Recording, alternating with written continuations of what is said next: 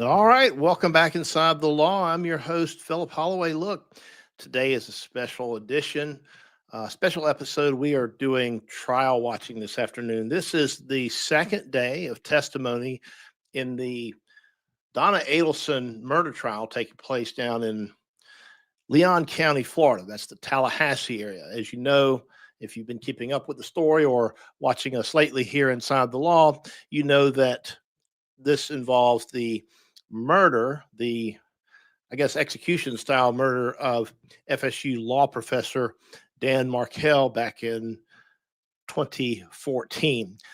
This is one of the, certainly not the first person to be prosecuted. By the way, testimony resumes, we're told, 1:15 Eastern time. So it's about 1 p.m. now. I was able to watch most of this morning's testimony, not all of it, because as you may know, I'm still practicing law. And so I had some things I had to take care of. I wanted to come here Inside the Law with you guys, but I just wasn't able to do it, but I got the afternoon free. So by way of recap, what you have is this cast of characters here, and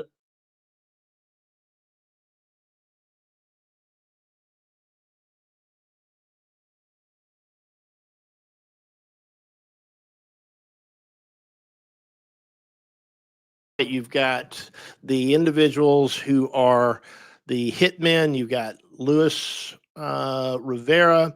You've got, let's see, you got Luis Rivera, goes by Tato, and you've got the trigger man, Sigfredo Garcia, named Tuto, and then Katherine McBanawa, which was, I guess, the wife or girlfriend, baby mama of Sigfredo. And she was the liaison, if you will, to the hitmen. Then there's in the middle, Charlie Adelson, who is Donna's son. He's already been convicted. And to his left, you have the current defendant, Donna Adelson, who is the person on trial, the mother of Charlie, and also the mother of Wendy Adelson, who is currently the testifying witness when we resume at 1. When we resume at 1, we're going to, or 1:15, we're going to continue with the examination of Wendy, who's testifying under she's testifying under a grant of immunity by prosecutors. And the question is, will she or will she not be the next defendant? That's what we want to know. All right, there you go. Had to get my stuff situated here just a little bit. We have 30 people in here. Watch me. High hopes you didn't lose me. I accidentally turned my microphone off when I was switching those images around, but I wanted you guys to be able to see that that piece without me talking over you. So also another interesting photo that was, let's see here. This is defense lawyers walking in to a pretrial hearing earlier this month with a big box of Wendy Adelson stuff, right? So we know that they're ready for her. You know, what comes of this, I don't know. I've always thought that Wendy might get thrown under the bus by her mother. And as it turns out, I think I was kind of right. Let's take a real quick look at just some of what we heard last Friday when hitman Luis Rivera essentially named Wendy as the person who wanted her ex-husband dead. Was there a reason the murder had to be done on the day that it was done? I believe so. I believe he was about to leave. Who was about to leave? Markel. About to leave town? Yeah. How did you get that information? I got it from Tudo. Where did he get the information? From Katie. How did she know? Wendy. You think Wendy talked to Katie and told her Dan Markel's travel plans? Yeah. Were you present for that No. phone call? Okay. But somehow you learned that Dan Markel was leaving town the day after he was killed. Yes, ma'am. So it had to be done that day or he'd be gone. Yes, ma'am. Okay. And that came through Garcia to you from Katie. Yes, ma'am. And when you say Wendy, did you know who Wendy was at the time that all this happened? No, ma'am. Okay, but you did know there was a lady that you were helping get some kids back in Tallahassee. Yes, ma'am. Okay. All right. So I think that this is part of the defense strategy is to throw Charlie and Wendy under the bus. Some of my MK True Crime colleagues aren't fully in agreement, but we'll see. We'll see what happens. We've got, here's a certain angle. Let me play a couple of minutes of this clip while we've got time, while we're waiting on court to resume. This is a segment recently from MK True Crime where we discussed I wasn't part of the panel, but where it was discussed whether or not you could convict someone who is sort of grandmotherly. Take a look. So that trial is about to start any day now. We thought it might start later this afternoon, but that's probably not going to happen. They are in the middle of jury selection in that case. And I have to remind everybody that Donna Adelson, who is the mother of Wendy and Charlie, she's 75 years old. So wouldn't you know, the prosecutor in this case was asking the jury whether or not they would be okay with convicting a grandma. Let's run that's 6A. Can it look like your grandmother? My young people? I'm 5. Can a killer look like a granny? I mean, it's all you in picture, but like anyone is capable of has the capacity to kill someone. You could keep an open mind to the possibility that a grandmother could be a killer. Well, I Dave? I have a question, Dave. Since you're down there, you're a friend, you're in the mix.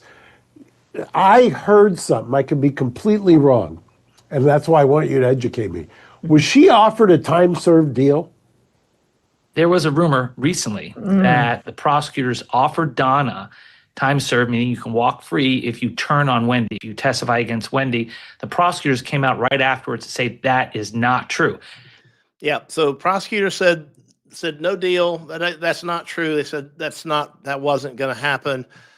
And here we are. Now, another interesting piece of this is, speaking of her, Donna looking like the grandma and playing the grandma role, so to speak. I'm wondering, is it an act or is it real? Here's the judge. She's been showing a lot of emotion, whether it's real or whether it's feigned to some degree. I'll let you guys decide. But even the judge had to warn her about showing her emotions, because look, if you're the witness, if you're the defendant, you have the right not to testify.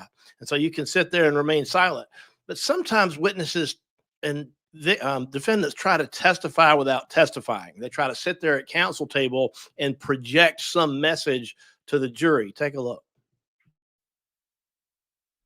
Before we go on the recess break this afternoon, I do believe this merits a small bit of discussion on the topic.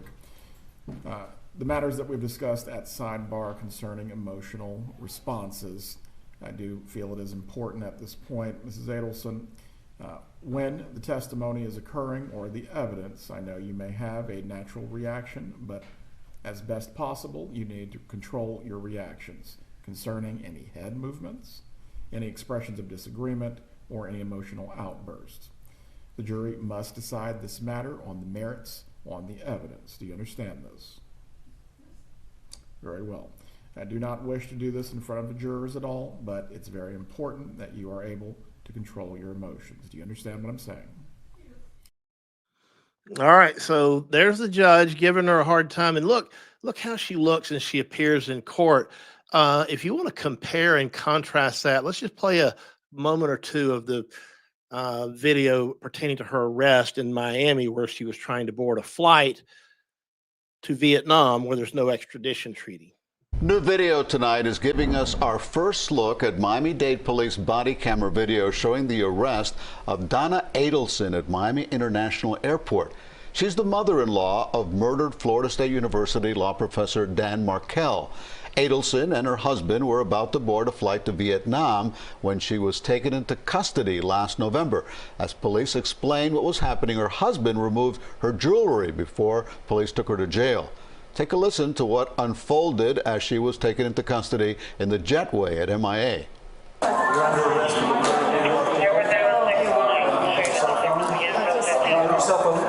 I don't want to give it to you. Why do I have to give it to you? Because my attorney said not to. Why do I have to give it to you? This is evidence. Evidence. She's under arrest. I have to go with it. I have to go. I have to go. You don't have that choice. Let me help you out. No, I have to stay. Please don't do this. Don't stay. You need to grab the bags. Take the bags. Yeah. And you need to wait outside. Okay. All right, so look, I mean, it looks like she's getting ready to maybe fight the cops or something there. I mean, is it just me? Tell me what you guys think. By the way, I have no idea how many folks are going to be able to join us today. Court gets back underway, supposedly, if they start on time, in about 4 minutes from now. I'm going to do my best to try to answer your questions. Some of it may be in the chat because I don't like to talk over people. But if you have a question for me, feel free to just say question or obviously, state your question and I'll do my best to try to answer it. I can't promise that I have a correct answer, but I may have at least some answer to it. I'll keep my mic hot so I can, chime in as needed, but I will do my best not to talk over any witnesses. But I do think that it's important to kind of break this down almost in real time as it happens. But it's always challenging with trial proceedings because you want people to see, hear, and understand what's coming from the witness stand. There's one other issue that I'm curious about that hopefully we will learn something maybe through Wendy, who's on the stand today, although I doubt it, but maybe from other witnesses. It has to do with whether or not this money, this cash money that changed hands was really actually wet. Like, was it laundered? Like actually in the washing machine? Back to the Adelson case now. I said I'd talk about this alleged extortion plot. That's going to be her defense. She's going to say that the reason why her money got in the hands of the hitman was because the hitmen then were trying to extort her son and thus her into paying them. Now, there are so many issues with that. Number one, first off, the money that was handed over to the hitmen was washed, literally washed. It was moldy and wet because somehow in her mind, this amateur crook, she believed that money laundering should be taken literally. Okay, another reason why this is so ridiculous is that when the undercover officer went up to her, and it was recorded, it's called the bump, when they bumped into her and they tried to get money out of her, and that's when it all put everything in motion. They recorded Donna's immediate phone call. It was to her son, not to police. It was to her son saying, this involves the two of us. And then they talked in code, and they used the term TV to describe the murder. And so here's the big question. Now, she supposedly was scared of the extorters who were from the Latin Kings. Mark Garagos, have you ever heard of the Latin Kings engaging in wiretaps? Is that something they're good at? Let me tell you, the Latin Kings may be proficient in a lot of things. Undercover surveillance is not one of them. All right. There you had Dave Ehrenberg, talking about this. And this, we got the issue of the wet money and whether or not it was a coincidence, or was the money literally washed, as in, like, does someone think money laundering means literally money laundering? Mark has a question here. How do I think Georgia is handling this, bearing in mind this is her witness? She strikes me as someone who's very slow and methodical. I have a different style. My style is more animated and hers is more subdued. Look, I'm not saying either way is the right way. Each lawyer has to kind of conduct their examinations the way that it makes sense for them, and you got to be yourself. And sometimes the slow, methodical way of questioning, like she's doing, is very, very effective. And it almost sometimes lures a witness into a sense of security. So maybe they slip up. But I think she's I think she's handling it very, very well under the circumstances. Let me just check in and see what's going on here. We still don't have, court has not started yet. Let's see. All right, checking another screen. I'm going to add it here just as soon as court gets going. They're 1 minute late now, and should be starting hopefully any second. Hopefully any second. All right. Remember, ask your questions in the comment section. I will do my best to get to them. While we're waiting, let's see, what other interesting things do I have? There was, I want to play a couple of minutes of the Rivera. Let's see. Let me see if I can add this guy too. I'm going to add the Rivera, remove that from studio. I'm going to add something else. Let me see if I can add this video of Rivera's his cross-examination testimony.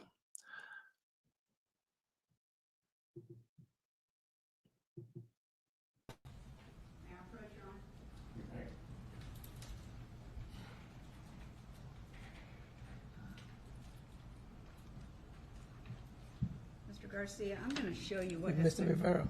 Oh, I'm so sorry. I am so Called him Garcia. I apologize. Mr. Rivera, I'm going to show This was you on Friday. as Defendant's Exhibit 50. Could you take a look at that and tell me if you recognize that? Yeah. And what is that? Like a profile of everybody's face. Okay. And did you make some marks on this for me and then sign it on March the 11th of 2025? Yes, I did. They get to have depositions in Florida. We don't in many states in criminal cases.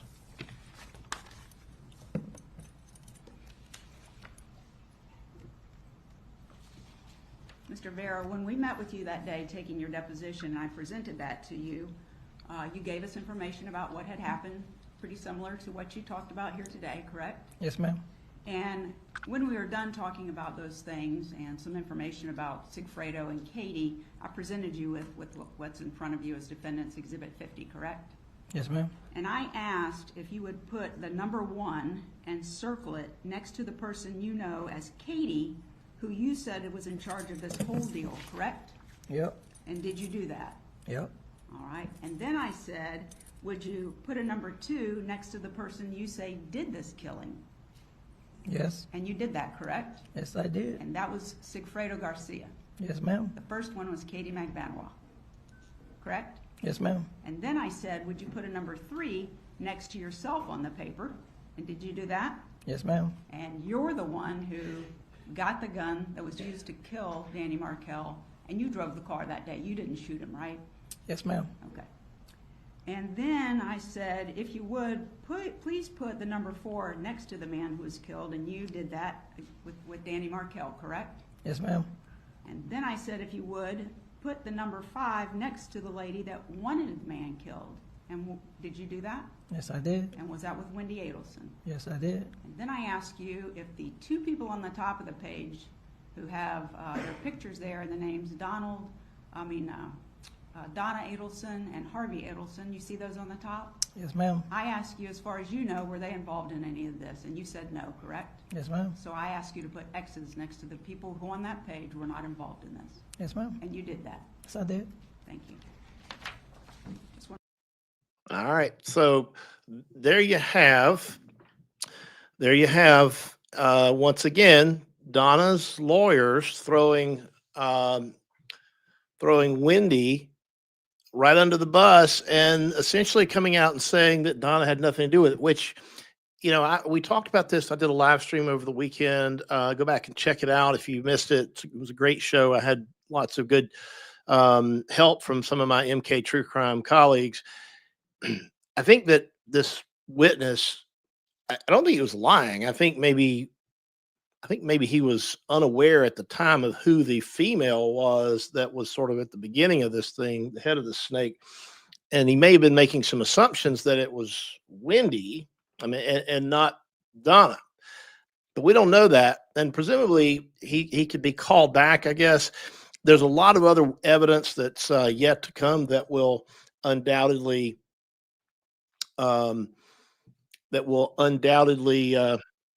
okay, here we go. We got some movement in the court. Hang on.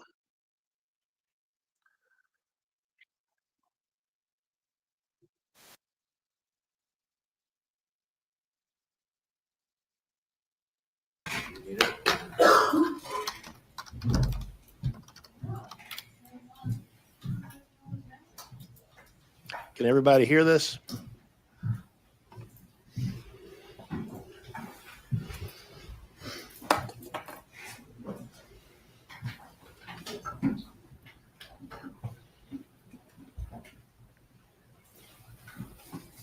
WC TV sure is being very generous, letting everyone have their stream. All right, here I am in the courtroom.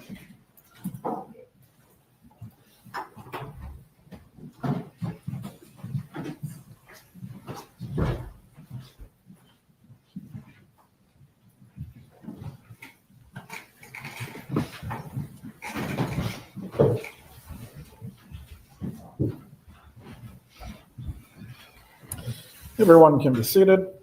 Ms. Kappelman, you may resume with your examination of the witness. Thank you, Judge. Ms. Adelson, I want to ask you a little bit about your brother, Charlie Adelson. How is he older or younger than you? I'm the youngest of the three children, so both my brothers are older than me.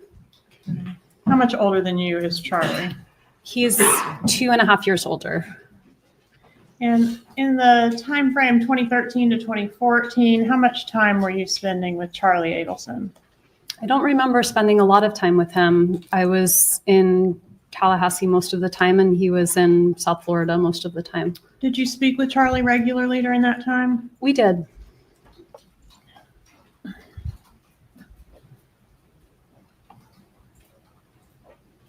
What type of lifestyle did your brother have around the time frame 2014 to 2016? My brother was a single guy. He was dating lots of people. He worked really hard till early in the morning till late at night, sometimes 6 or 7 days a week. Worked hard, played hard? Yeah, I think that was kind of his lifestyle. Did he like nice things? He did. Cars? He liked nice cars. He liked nice food. Did you, during the phone conversations you had with your brother during that time, did you talk much about your marital problems? I mean, to be honest, I don't remember, but I'm sure we talked about it. Is it fair to say during the year or so leading up to Mr. Markel's murder that your brother did not like him? I think that's fair to say. Did your brother joke about hiring a hitman to kill Dan Markel? He did make that joke. What was the joke specifically? My brother had bought me a TV as a divorce present, and he would make the joke that the TV was cheaper than hiring a hitman. Did you ever tell Jeffrey Lacasse about that joke? I may have mentioned that joke to Jeff Lacasse. Who is that? Jeff Lacasse was someone that I dated after Danny and I got divorced. Had he met your parents? I think he may have met them once, but not in any kind of formal way. Just my parents were visiting and he might have said hi, something like that. Did your parents express any opinion about him, whether they liked him or not? I don't remember them really taking notice of him. Do you remember sending a text back on May 28th of 2014 that saying, quote, "My parents are not into him," referring to Jeff? I don't remember sending that text.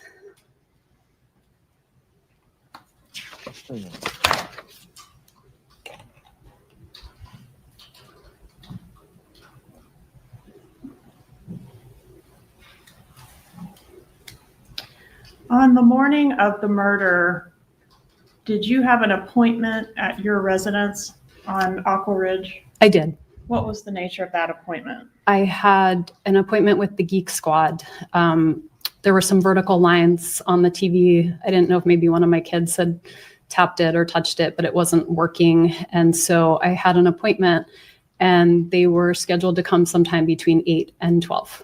And was that the TV that was the same TV that your brother joked he got you as a divorce present because It was cheaper than hiring a hitman? Yes. Okay. And on the morning of the murder, did your mom text you about the TV repair guy being on the way or coming to your house? She did. I didn't buy the TV, and the TV had an insurance policy that came with the Geek Squad help. So I think they reached out to her first, and then she let me know that they were coming. The TV was under warranty, right? I believe so. But the damage that you had was not covered by the warranty, was it? I don't think so. Okay. And do you recall how long the TV repairman was at your house? I don't. It was a reasonable amount of time, so maybe an hour or so. And why did it take an hour to determine that the TV couldn't be repaired or was not under warranty? I don't know. I don't know a lot about AV equipment. And the TV repair guy, I guess I should ask, were you upset, crying and upset during the time that the TV repairman was there? I don't think so. Were you particularly upset about the TV, the fact that the TV couldn't be repaired? I don't think so. Okay, so the TV guy, to your recollection, didn't actually do anything. He didn't fix the TV, didn't take it away, didn't bring you a new one. No. He was trying to fix it. I mean, I think he was trying to assess what the problem was and if it could be fixed, but it wasn't taken away. The problem was like an impact to the screen, right? It seemed to be that, yeah. Did you go to a dinner after the murder of Dan Markel in which you vomited at the table? It was several weeks until I felt ready to leave my apartment. I was very, very scared. So that happened? It did happen. Okay, and that was in a restaurant, right? Mm-hmm. It was at a restaurant. Who was present at that dinner? It was my brother and me. And where was the dinner? It was Florida or here? It was South Florida. Okay, and you said it was several weeks after the murder? I believe so. Had you ever heard Charlie, your brother, refer to that dinner as a celebratory dinner? Only in previous trials, but never to me personally. Did you hear him say it the night that you had the dinner or after that? No. That you threw up at the celebration? No. Do you know Katherine Magbanua? I met her on 2 occasions. Okay. Do you have an independent friendship with her, or did you just meet her through your brother? I just met her through my brother. Who was she to Charlie? She was a person that he had dated. Was she a serious girlfriend? I didn't think so. Did he have a lot of girlfriends that kind of came and went? He had a lot of girlfriends, and they all looked somewhat similar. Okay. I'm going to show you what's... One moment, Your Honor.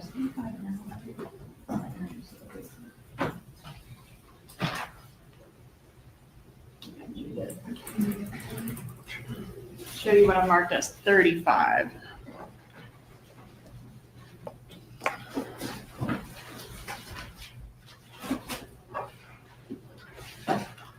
That TV alibi seems very convenient, doesn't it?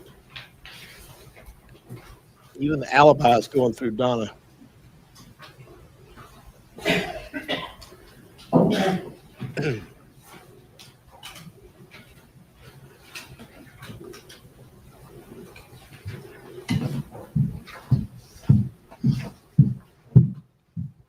Do you recognize States 35? I do. How do you recognize it? This was a visit. I went to the beach with Katherine and a friend of hers for about an hour. Katherine Magbanua? Yes. All right. And when was this photograph taken? It was Father's Day weekend of June 2014. So just about a month before the murder? Yes. And was this the first time you'd ever met Katherine Magbanua? It was the second time. The first time was at a dinner with my brother and with Jeff Lacasse when I was running an alternative spring break. I came down to visit. Is that the dinner at Yardbird? Yes. Okay, we'll get back to that. So this was the second meeting? Yes. All right, Judge, move to introduce States Exhibit 35. Any objection? No objection. States 35 is admitted. Publishing States 35. Which one is Katherine Magbanua? She's on the left with the white top. Okay, and that's you in the center there? That's me in the middle. And this photograph, was it taken near your parents' residence in It South was. Beach? Very close. During that trip, were there any conversations with Katherine Magbanua or your brother or your mother about the murder? No. Is Katherine Magbanua the girlfriend that your brother had in this time frame leading up to the murder? I believe so, but he had multiple girlfriends, so I don't know if she was the only one. Okay, but that's definitely the one that you interacted with the month before. Yes, ma'am. Did anything stand out to you about this particular girl as being, you know, the one or special or different from the parade of girlfriends that No. Charlie had? Did your brother have girlfriends after this woman, Magbanua? Yes. Okay, including, do you remember a Whitney? I do remember Whitney. And then there was June Mchinda? Yes, I remember June. A June Co, I think? I remember Junko. Prior to Dan Markel's murder, was this image taken at your trip to South Beach that was most recent before the murder? No. So you went down another time between this trip and the murder? I did. I went down for my dad's birthday. And when was that? It would have been, his birthday was on July 5th. And so I was down, I don't remember the exact amount of time, but maybe 7 or 10 days over July 4th and for his birthday, and then went back to Tallahassee. Did you run into Katherine Magbanua at all on that trip? I don't think so. Any discussion with any members of your family about the murder on that trip? No. It was your dad's 70th birthday, right? It was. And was there a party? We had a party. Okay. Was that friends, family, both? It was friends and family.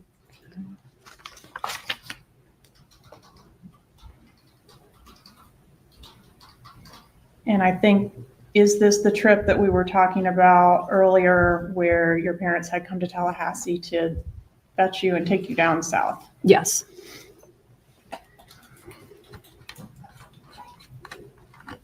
Was there any discussion on that trip about any other relocation strategies? I don't have any memory of that. Like bribing, converting to Christianity, any of those things? It had been, I think, about a year since those were first broached. Right, but I'm just saying by that time it was the summer of 2014. I don't remember any kind of conversation like that. Okay. Was there any discussion on that trip of the pending motion that included precluding your mom from having unsupervised visits with your boys? No.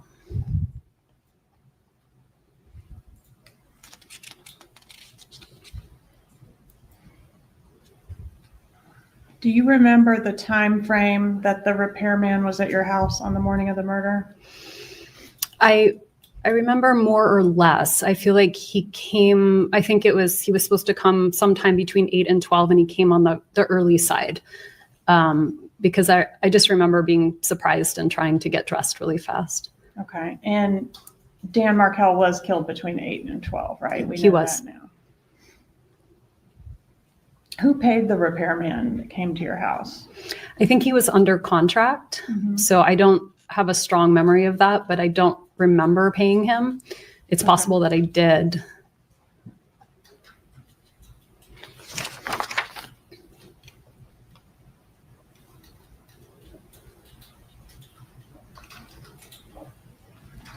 I'm going to ask you a few more questions about Mr. Lacasse. You said you might have mentioned the joke to him about TV's cheaper than a hitman. Did you ever use the term TV as code for the murder in any context? No. Did you ever hear your mom do that other than the recordings in this case? No. So she didn't talk to you about the TV? No. Did you see Mr. Lacasse? And you said that was somebody that you had been dating around the time of the murder. Is that right? We had broken up just before that week that Danny was killed. All right. Did you have an occasion That to guy see dodged a him bullet. on July 13th of 2014? So just about a week before the murder at your residence. I don't remember him being at that? my residence, but I do remember seeing him around that time. Okay. And on July 13th, 2014, do you remember asking to share something in confidence with Mr. Lacasse? I don't remember doing that. Did you tell Mr. Lacasse in the context of if something were to happen to Danny, I could move back to Miami? Did you tell Lacasse that regarding the relocation battle in the summer of 2013, Charlie had, seriously, not as a joke, explored all options to resolve the problem, including hiring a hitman? I did not have that conversation with Jeff Lacasse.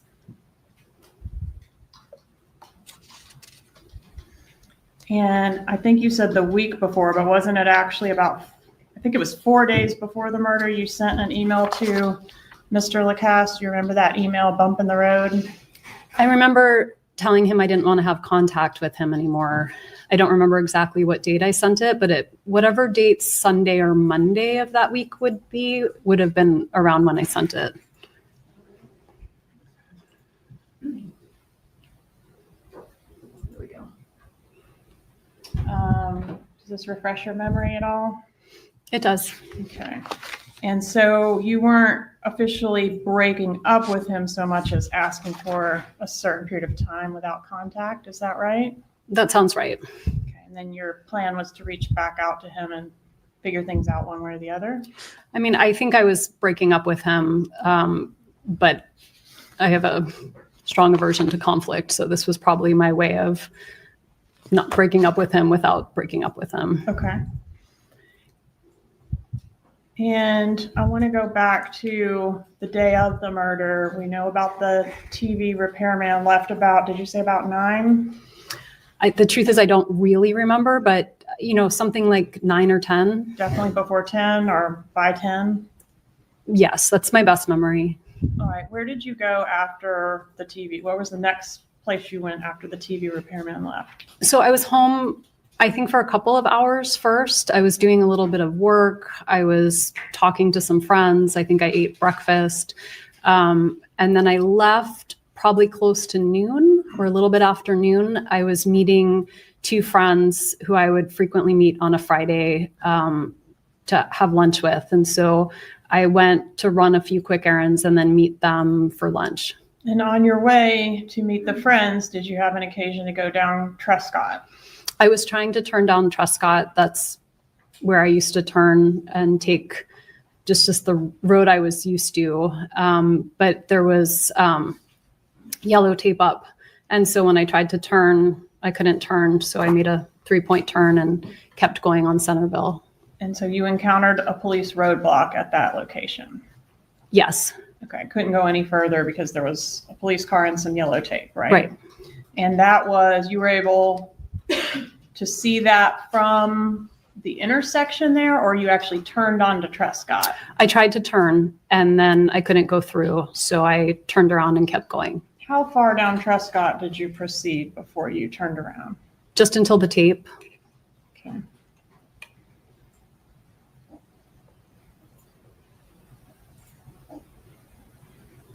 Which one of you or your ex-husband had the kids the night before he was killed? The night before they were with Danny. All right. So it was his responsibility to take them to preschool that morning? Yes. Who was supposed to pick them up from preschool that day? I was supposed to pick them up. Had you talked to Dan Markel or your children that morning before you encountered the roadblock? I hadn't talked to the boys because I wouldn't have talked to them, they didn't have cell phones, they were little. So I only would have spoken to them if I had gone to the preschool and seen them, but I didn't do that. So I hadn't talked to the boys. I'm sorry, what was the second part of the question? How about Dan? Did you speak to him that morning? We didn't. We had plans to talk. We had traded some text messages and emails, and then I called him and he didn't pick up, and that was the last contact. Did you attempt to call Dan Markel when you encountered the roadblock? No. Did you attempt to call your kids' daycare after encountering the roadblock? No. Did you notify anyone that you observed the roadblock? I was talking on the phone at the time, so I may have said to the person I was talking to, oh, I'm trying to drive, but I have to turn around, hold on. Okay, that was probably a bad question. Did you attempt to investigate in any way or ask anyone what the roadblock was about? I wasn't concerned about the roadblock. Was Mr. Markel scheduled to leave town the day after he was killed? I don't remember if he was scheduled to leave town on Friday afternoon or on Saturday morning, but I know that he would go to New York every time he had a chance, and I think that was where he was going, but I don't know when he was leaving. Okay, if you'll take a look at not the binder we've been using, but the other binder, should have your law enforcement interview on the front. Okay. And I would just ask you to review page 159, lines 10 and 11.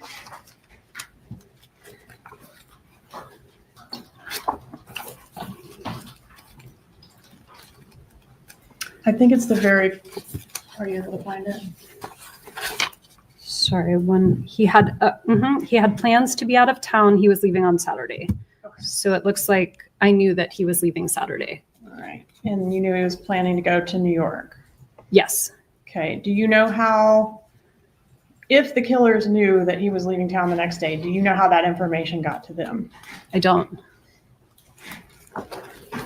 Did your brother Charlie know that information?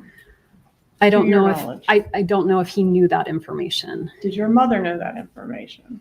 My mom usually knew our schedule, so she probably would have known that I was going to have the boys. Mm-hmm. I don't know if that means she knew he was going to be out of town, but she would have known that I had the boys. And didn't your mom keep meticulous track of every time that Dan went out of town? Maybe just in the sense that if Danny was out of town, she thought maybe I needed extra help or something. Mm-hmm. So yes, probably. And when that became an issue in the divorce, she was able to send you a record going all the way back to 2010, a couple of years of every single date he was out of town. Do you remember that email? My mom never switched over to like a Google Calendar. So she would keep very meticulous, like a calendar of all the things she had to do. And so that was just her way of keeping track of everything. Not just this, but, every part of life. She's very detail oriented. Yes. Even regarding things that aren't necessarily her business, or do you think that Dan's travel plans were somehow her business? I think only to the extent that it impacted whether I had the boys or whether they were coming to visit or what that looked like. Okay. Did Mr. Markel leave you a message on the morning of his murder? He did. Okay. And did he indicate on that message that he was going to the gym that morning? He did. And specifically, did it tell you he'd be at the gym between 9:15 and 10:30? I don't remember, but that sounds about right. All right. And would he have given you that much detail because you were planning to try to touch base to talk, right? Yeah, we were trying to have a conversation. And was the conversation something about one of the children's schooling? It was.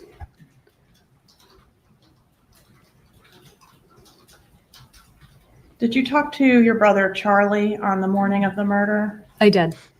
And does an 18-minute conversation at 9:30 a.m. that day sound correct? It does. Do you remember the nature of that conversation? I do. I didn't purchase the TV, so I didn't know how much the TV cost. And so I called him to find out if it made more sense to get the TV repaired or buy a new TV, because I didn't know what the delta was there. Okay.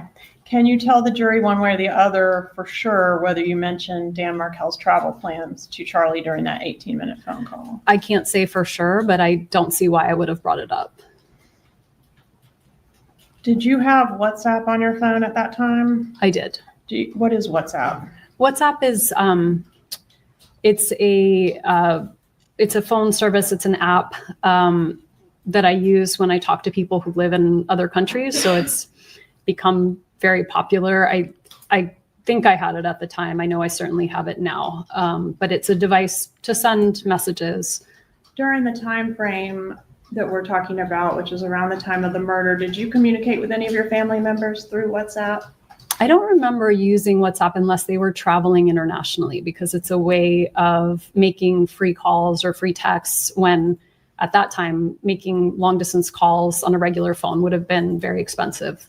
Did you ever communicate with Katherine Magbanua through WhatsApp? I don't remember ever texting her on any platform. Did you have any other encrypted platforms on your phone at that time? At that time, I don't think so. I don't know what existed at that time. Okay. So after you turned around and did not proceed down Trescott, you went, I think, to the liquor store. Can you tell us about that? Sure. I was invited to a Stock the Bar party for that night for a friend's daughter. And so they asked for a specific type of bourbon. I'm not a bourbon drinker, so I went to the liquor store and I showed them the invitation, which was shaped like the kind of bourbon they wanted us to buy, and asked if they had that, and they did, and I bought it. All right. And that type of bourbon was Bullet bourbon? That's right. And do you recall the time of that purchase? I don't, but I see a receipt here at 12:49. Okay. And does that fit with your memory? You left the house around, I think you said afternoon, proceeded to the scene, encountered the tape, and then went to the liquor store, right? I proceeded to drive to the liquor store. I saw tape and turned around. Mm-hmm. And then I bought the bourbon that they asked for at 12:49. And then I may have gotten gas after that. And then I drove to lunch. And lunch was where law enforcement came in and encountered you? That's right. Okay. And that was where you were having lunch with a couple friends? That's right.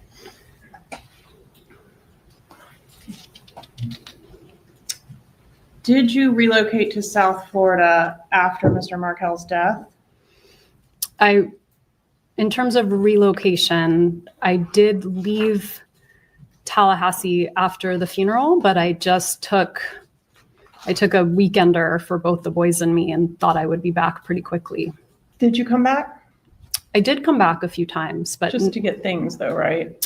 Not really to get things. I came back a couple of times to give a talk or to do some work, but okay. But what I'm interested in is, where were you living after the murder? I wasn't living in Tallahassee. All right. Did you recall on the trip to South Florida, just within 48 hours of the shooting, getting a call from Craig Isom? Yes. Okay. And what happened with that call? I talked to him for a while. He mentioned that he might want to have DNA samples of the kids. We were already halfway down. We'd been in the car for about 4 hours with the boys.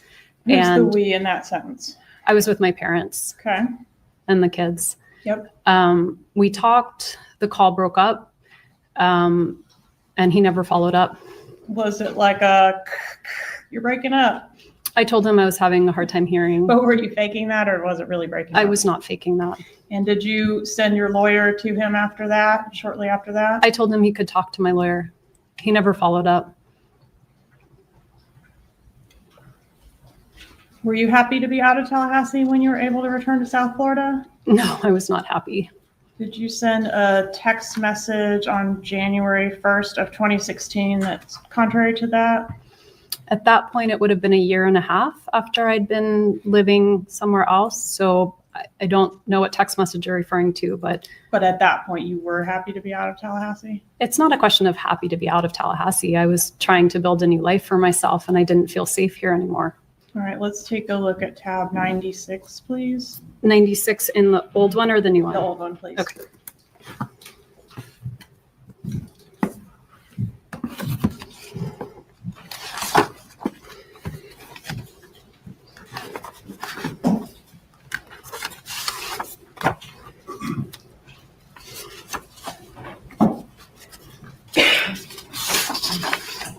Okay, I see it, but it says unknown, so I don't know who I'm talking to. Well, that's not the question. The question is, did you say, "So happy I don't live there"? And the person says, "I bet it's a shithole." Remember that? I don't remember this, no, but I do see that I said it. I don't know who I'm talking to here, and Would it surprise you to learn you were speaking to your brother, Charlie Adelson? I don't know if it would surprise me. So, no. Okay, Judge, may we approach it this time?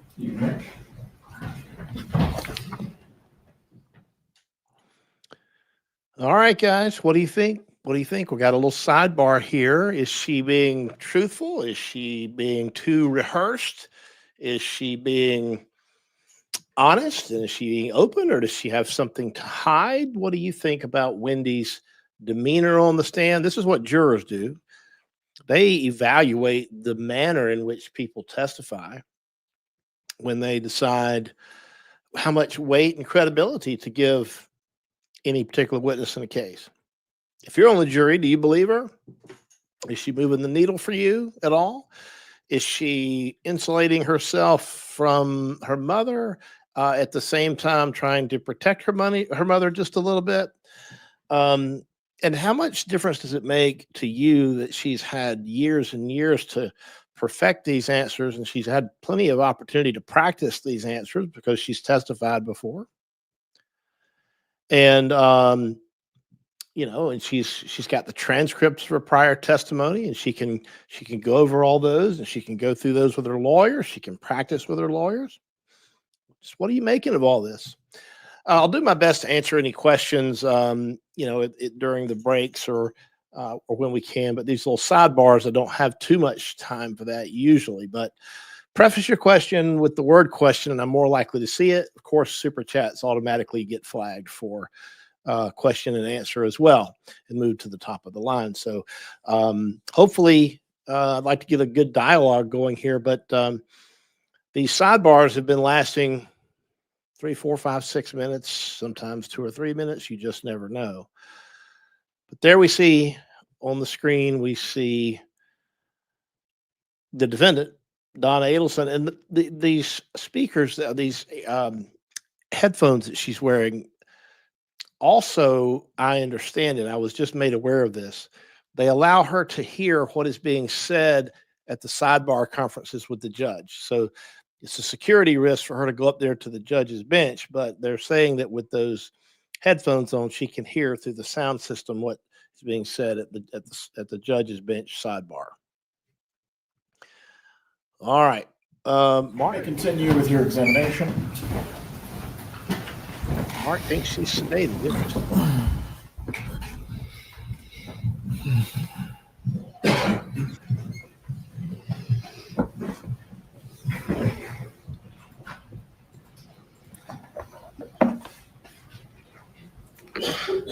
Ma'am, did you change your children's names after Dan Markel was killed? About a year after I did. In what way did you change their names? I changed their last name and I changed my older son's middle name. Mm.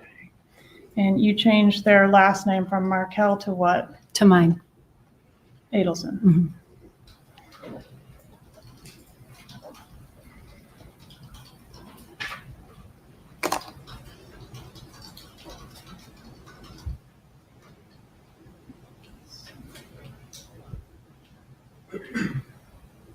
I'm going to start by asking you about this email dated July 3rd, 2014. What is this?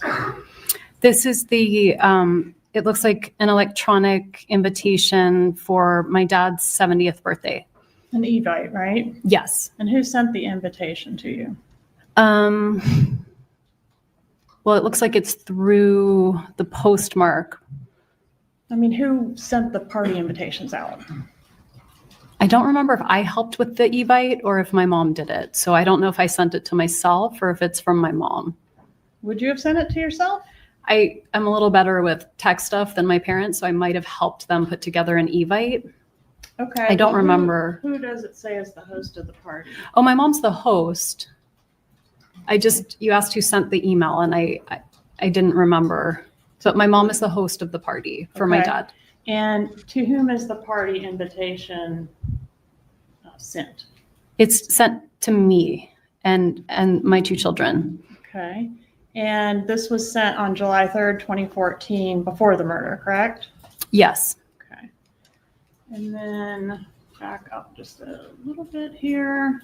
This email, do you recognize this one? Are you able to read it okay on your screen? I can read it okay. All right. Who sent this email? This is from It says my mom, but it says Harvey Adelson. So again, I don't know which parent it's from. Okay. If it was from Harvey Adelson, would he say Lincoln is going to be attending Shabbat with his grandpa, Harvey Adelson? I mean, it seems more likely somebody else would have written with his grandpa, but I don't know. I kind of write those things sometimes, like Lincoln will attend something with his mom and say my name. I know it's awkward to say it in the third person, but I don't think it's impossible. Okay. But this reference to Lincoln Adelson did happen prior to the legal name change, correct? Yes. No, I from the beginning, I was scared when I put them in school. And so I didn't legally change their name until a year after, but I was socially using my name for them. And did that start as soon as their dad was killed? No, it started when I had to register them for school. Your mom helped with the registrations as well, didn't she? I think I did the registrations myself. What about here for flag football? Did your mom assist with that? It looks like she did. There were some after-school activities. Okay, and she registered your child under the last name Adelson, right? Yes.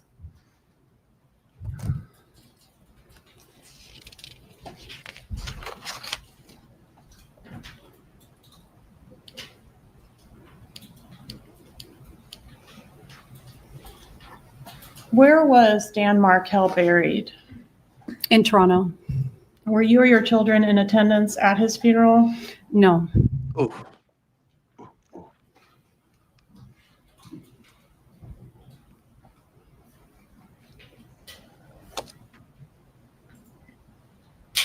That's cold. When was the last time you spoke to your mother, Donna Adelson, as we sit here today? November of 2023. Okay. And so she hasn't given you any information or advice about how to testify in court, has No, she? ma'am. No. What about, you did offer testimony in November of 2023 as well, right, on a related case? Yes. Okay, October. And did your mom, when you spoke to her in November of 2023, offer you any advice or thoughts about how you should act or behave or what you should say in court? Yes. She did. She did. And what was that? I can't tell you I remember exactly, but she was hoping I would be supportive of my brother. Okay. And do you know what her thoughts were afterwards? I do. Okay. And what were they? She was devastated. She didn't feel you were supportive. No.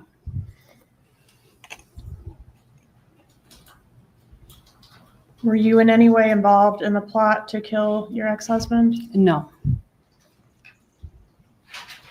Did you maybe know it was going to happen, but not know the details? I did not know it was going to happen, and I did not know any details. Did you provide any information, even unknowingly in hindsight, that you think could have been used to assist the murderers? I don't think so. I didn't provide any information. What information do you have regarding your mother's involvement in the plot to kill your ex-husband? I don't have information. But you do admit that your brother said he looked into hiring a hitman to kill Dan Markel.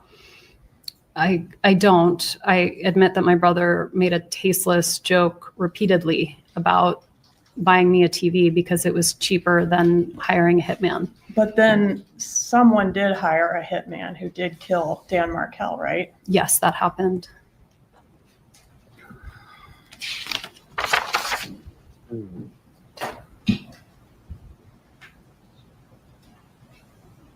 Yes, Mark, that's true. It's got to be. Was part of the plot to kill your ex for you to have plausible deniability or to know very little about it? I was not involved in any plot to kill Danny. Were you shielded from the plot because, I don't know, you couldn't be trusted to keep a secret?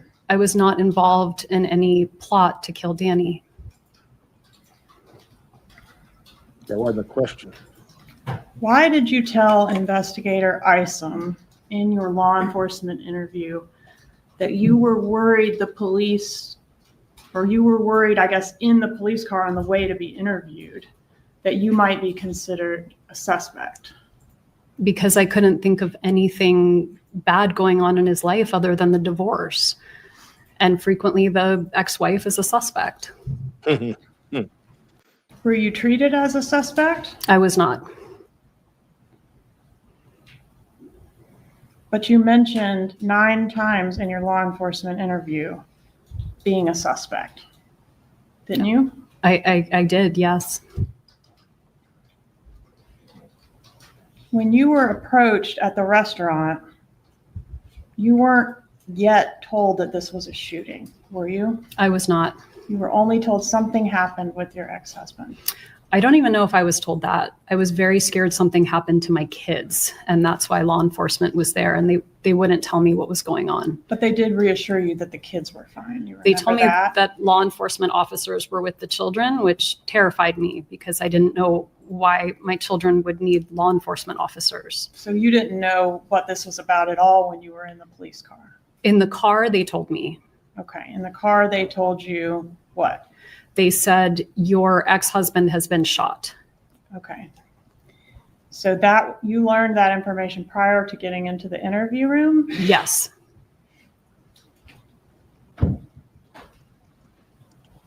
Okay.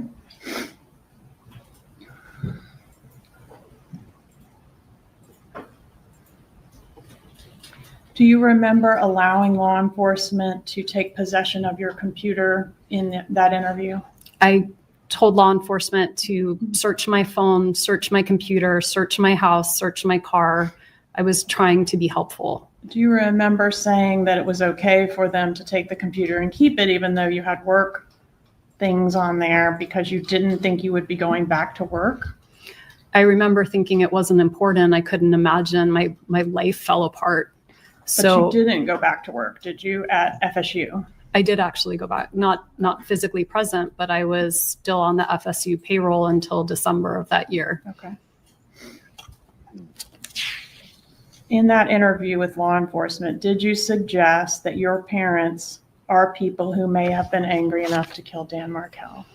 I suggested a lot of people who could have been angry enough to kill Danny. And were some of the people my parents? Yes.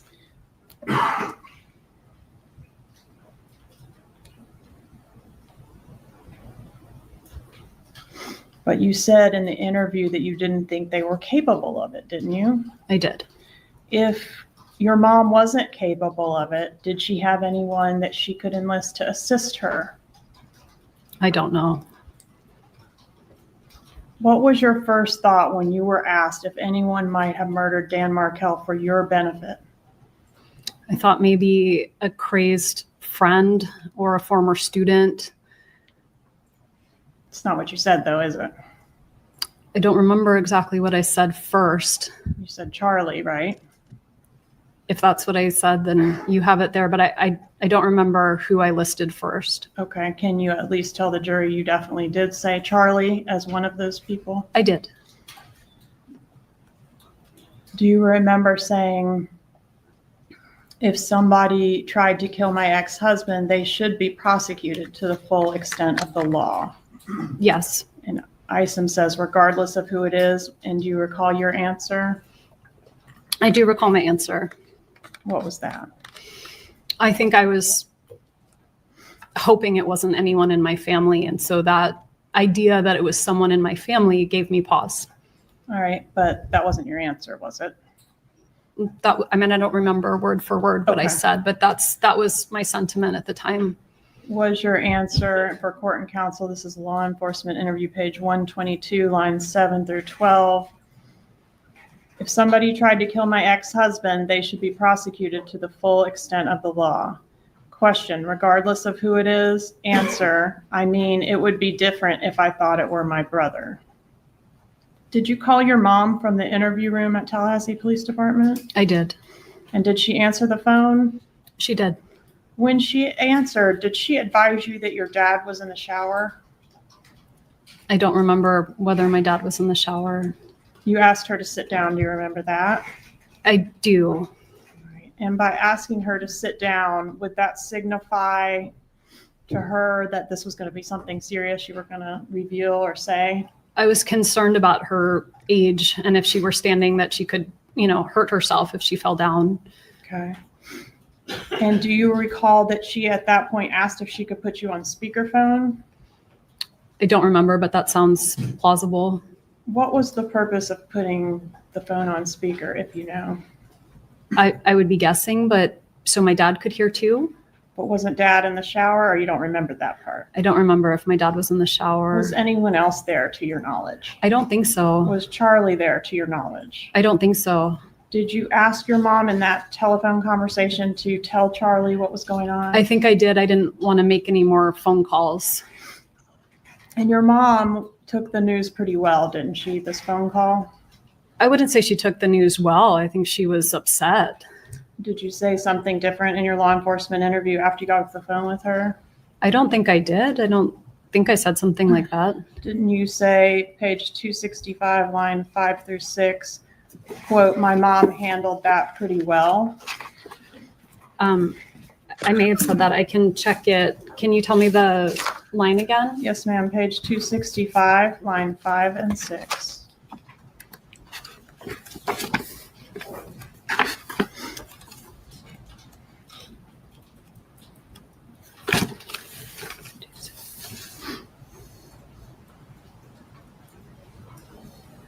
Yes, that's what I said. And then page 280, line 22 and 23. Did you also say, "Well, my parents sounded really surprised, so that's at least a relief"? Yes, I see that here. No further questions. Just one moment, Ron.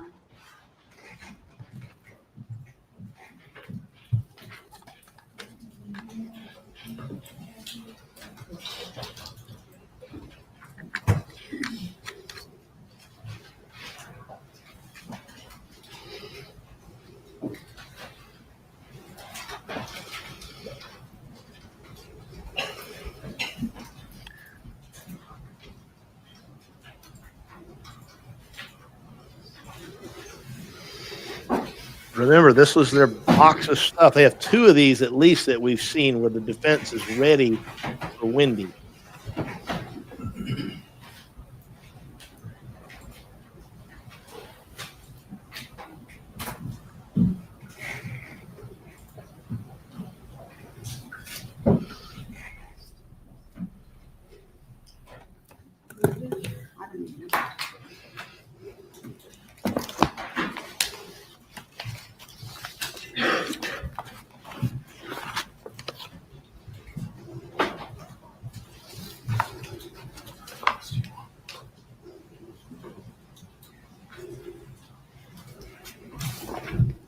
Good afternoon, ma'am.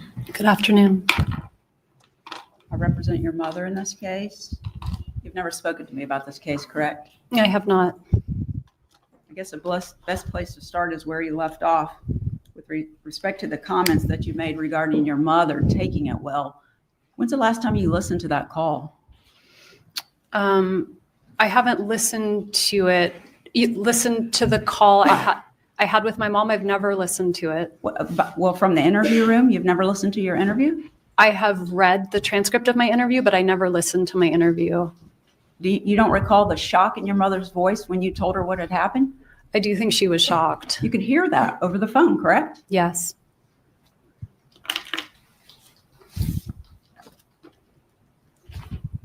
So many topics were covered. I'm going to have to kind of skip around, okay? Katie Magbanawa, Katherine Magbanawa, I guess people call her Katie.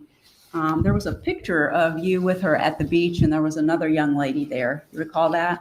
I recall the picture, yes. And that was Father's Day weekend, I guess, of 2014? Yes, ma'am. And I think your testimony was that really you only knew her with Charlie. Is that right? That's right. Was Charlie at the beach? No. Your mother wasn't there either, was she? No. And then I think you mentioned that you had a dinner with Katie? And my brother. Okay. Was that before you went to the beach? It was a different time. Do you recall if it was before then? It was before, okay. But several months before. Several months before. Mm-hmm. Okay. So if this was Father's Day, when do you think you actually met her for the first time? I think I met her when I was doing the alternative spring break. So that's usually March or April. Same year? Same year. And the dinner that was mentioned, is that the first place you ever met her? That's the first place I remember meeting her. And who all was there? It was my brother and Katie and Jeff and I. Jeff Mr. Lacasse. I'm sorry, how you pronounce it? Lacasse. Lacasse. Okay, so the four of you were there. Your mother was not there. No.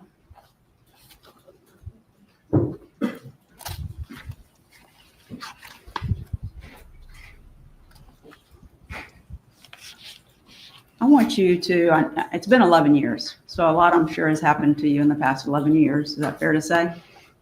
Yes. And your memory may not be as good as it was of things that happened back then, now that 11 years has passed. Is that fair to say? Yes. Okay.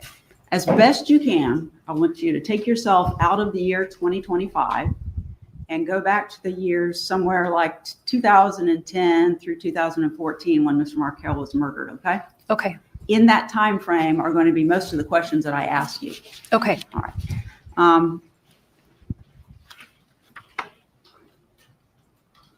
I think you testified you had a brother, Charlie, Yes. and you have a brother, Rob. Yes. So that was a 5-member family. Yes. Okay. And Rob's the oldest. Yes. Charlie's the middle. Yes. And you're the baby. Yes. Okay. And you grew up in a household where, was your mother working when you were younger? No. Okay.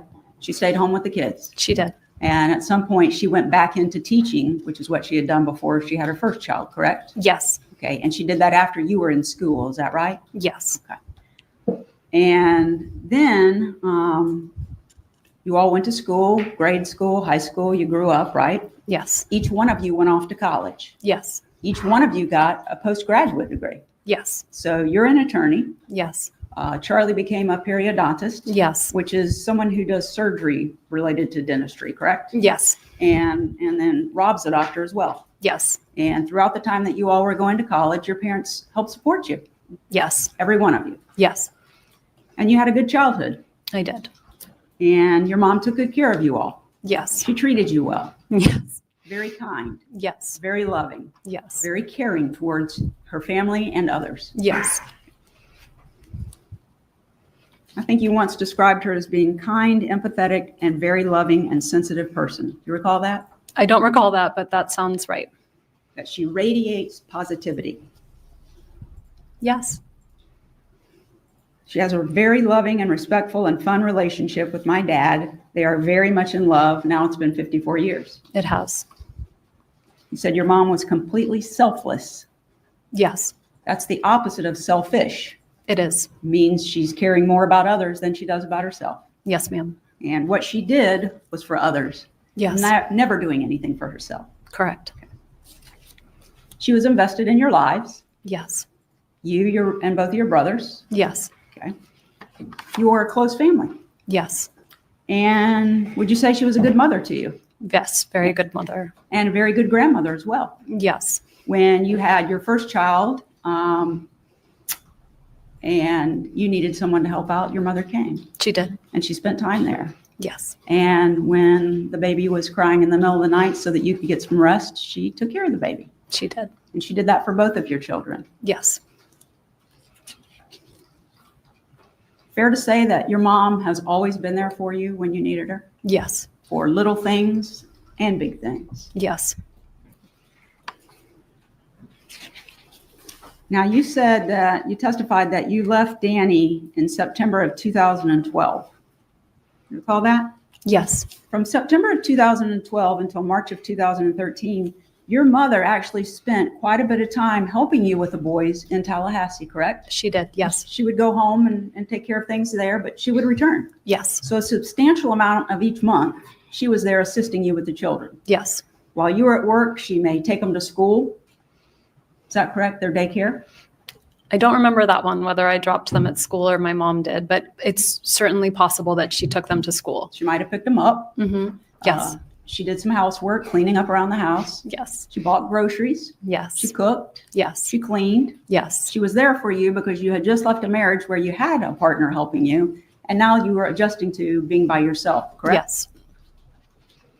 Now, at the time, this time period we're talking about, your mother lived in, where did you say, Coral Springs? Coral Springs. And where is that in relation to Miami? It's Broward County, so it's the county north of Dade County, which is where Miami is. And in Broward County, that's like where Fort Lauderdale is? Yes, ma'am. Okay. And their dentist practice that they had that's been referred to, Adelson Institute. Yes. That was located in Broward County, correct? It was, yes. Not far from where your parents lived. Yes, in Tamarack, so close to Coral Springs. Okay.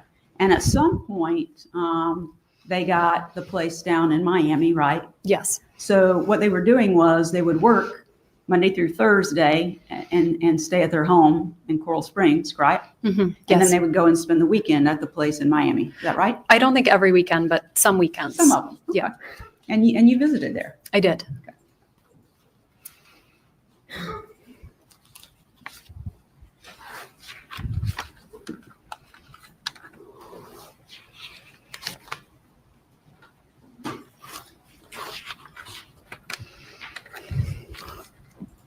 Now, when your mother would come up to assist you or just to visit with you and the children and Danny, did she drive typically or fly? I think sometimes drive, sometimes fly. Okay. And Usually, most of the time drive, I think. most of the time drive. And that's almost an 8-hour trip, correct? It is, yes. And at the time that this occurred, your mother would have been, when Danny was murdered, she would have been, let's see, 64-ish. That sounds right. She's 75 now. Is that yes? Yes. Okay. And sometimes she would rent cars, is that right? Yes. As opposed to driving her vehicle. Yes. Okay. Your father came sometimes as well to help out? Yes. Okay. I want to talk about Mr. Markel for a few minutes. I think you said you met online. We did. But you were attracted to him. Yes. He was a handsome young man. Yes. You're a beautiful young woman. Thank you. And you got married. We did, yes. And there were times, I mean, we've heard about the divorce, but before the divorce, there were times where you had a happy marriage. Yes. And you all enjoyed spending time together. Yes. The two of you together and with your children. Yes. And even your parents who would come up and spend time with you. Yes. And your parents actually took you and Danny on vacations, right? Yes. There was one trip where they took you out of the country and you went ziplining. Do you remember that? Yes, we went to Costa Rica. And after the ziplining is when you told them that you were pregnant, correct? I went ziplining pregnant, yes. Okay. You would agree with me that Danny, I'm saying Danny because that's what people call him. I'm not trying to be disrespectful of him. No, I called him Danny. Okay. You would agree that he was very intelligent? Yes, very. He had 2 degrees from Harvard, correct? Yes. Undergraduate and law school. Yes, ma'am. He did a lot of writing. Yes. And at the time that he was murdered, he was a tenured professor at the College of Law here at FSU, correct? Yes. And becoming tenured is not like an automatic thing. You have to work towards that, right? Yes. It takes a lot of time. It does. A lot of effort. Mm-hmm. He put in a lot of work to gain that status. Yes. And he traveled to go and speak at different places, right? Yes. And he was well respected by his colleagues. Yes, very. Okay. And after he had children, those became the love of his life, didn't they? Yes.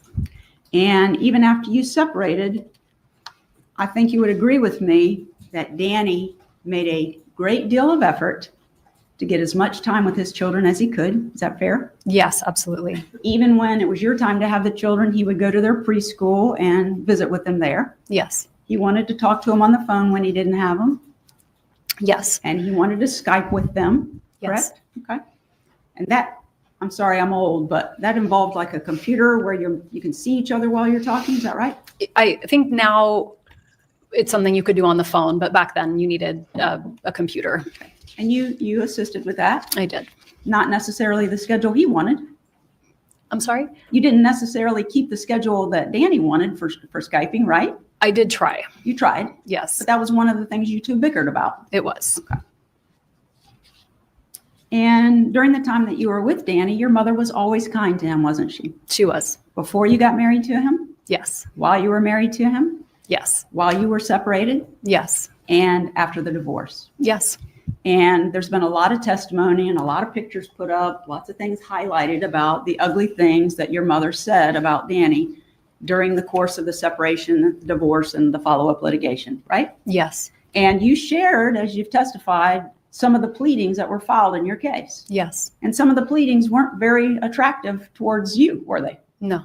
They described things that were derogatory towards you. Is that fair? Yes. And the communications that you had with Danny during the separation leading up to the divorce and some thereafter were pretty critical of you, weren't they?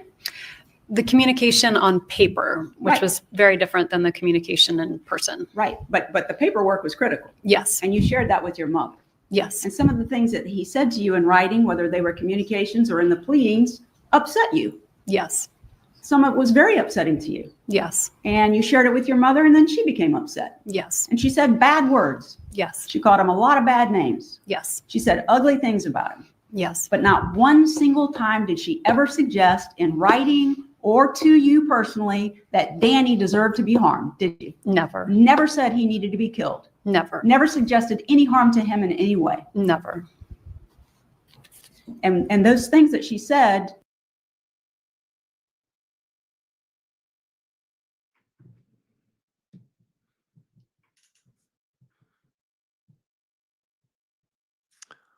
Well,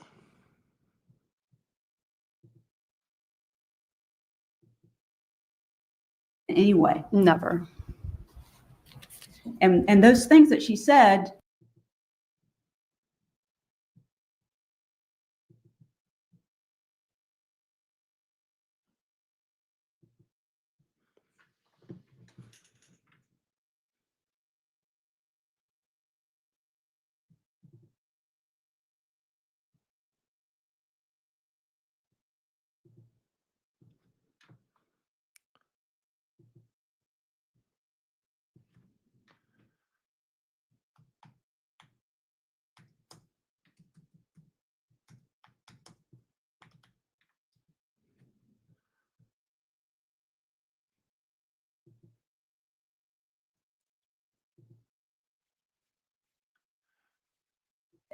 would be your, it's just gonna fall if you don't hold that Okay, side, I'm no sorry. problem. I can't get this over for some reason. I can try. But this has been referred to as the pleadings that are within your dissolution file. Okay. Okay, I'm gonna leave that with you, okay? Okay.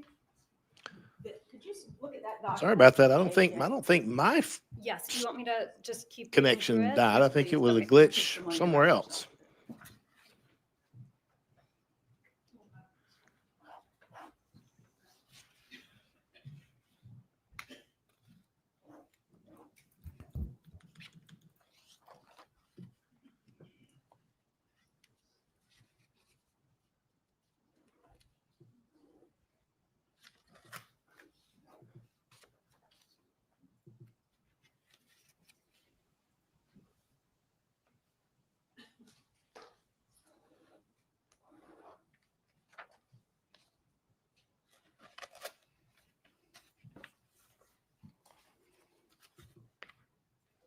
I'm still reading through it. Should I continue to I read just to want, the? you don't need to read every word. If you would just familiarize yourself so that you can recall the substance of that pleading. Okay.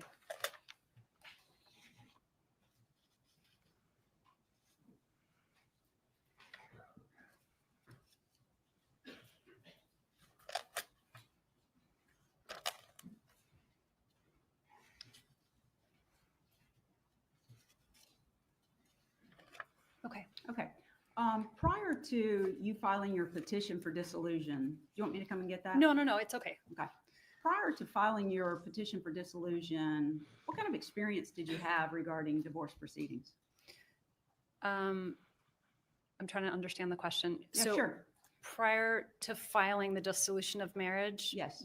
there weren't any divorce proceedings prior to filing. What I guess what I'm saying is because you're an attorney, were you familiar with family law? No, Had you participated in any helping anybody with their dissolution of marriage? I had not. Completely unfamiliar with the process. I was unfamiliar with the process. And that pleading that's before you, are you back on the front page of that? I can get back to the front page. Thank you. I'm on the front page. Okay. And could you read for the jury what the title of that pleading is? Yes, ma'am. Former husband's counter motion for enforcement of MSA on parenting issues and motion for contempt and sanctions. doesn't say grandmother motion, does it? No. And in fact, the overwhelming majority of that motion relates to Danny's complaints about you and parenting issues, correct? It does, yes. And in fact, what they call the grandmother part of that motion is really Danny complaining about you not meeting the requirements of the right of first refusal, correct? That's correct. Because his complaint is that if you gave him the right of first refusal, some of the times he could take it and the children would be with him instead of the grandmother. Yes. It wasn't actually suggesting that from this point forward, your mother could no longer have anything but supervised visitation, correct? I didn't see it that way. Okay. And in any event, your mother never saw that motion, did she? No, she did not. May I approach?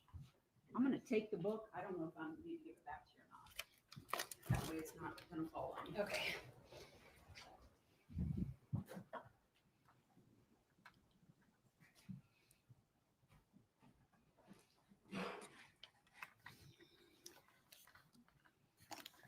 Now, the state has referred to this bribe. You've heard him talk about that, correct? I believe so. They suggested, because I think there are emails that discuss this, about potentially offering Danny $1 million. Yes. And your understanding of what was trying to take place there, because you actually put that in writing, was it wasn't to take the children away from Danny, was it? No.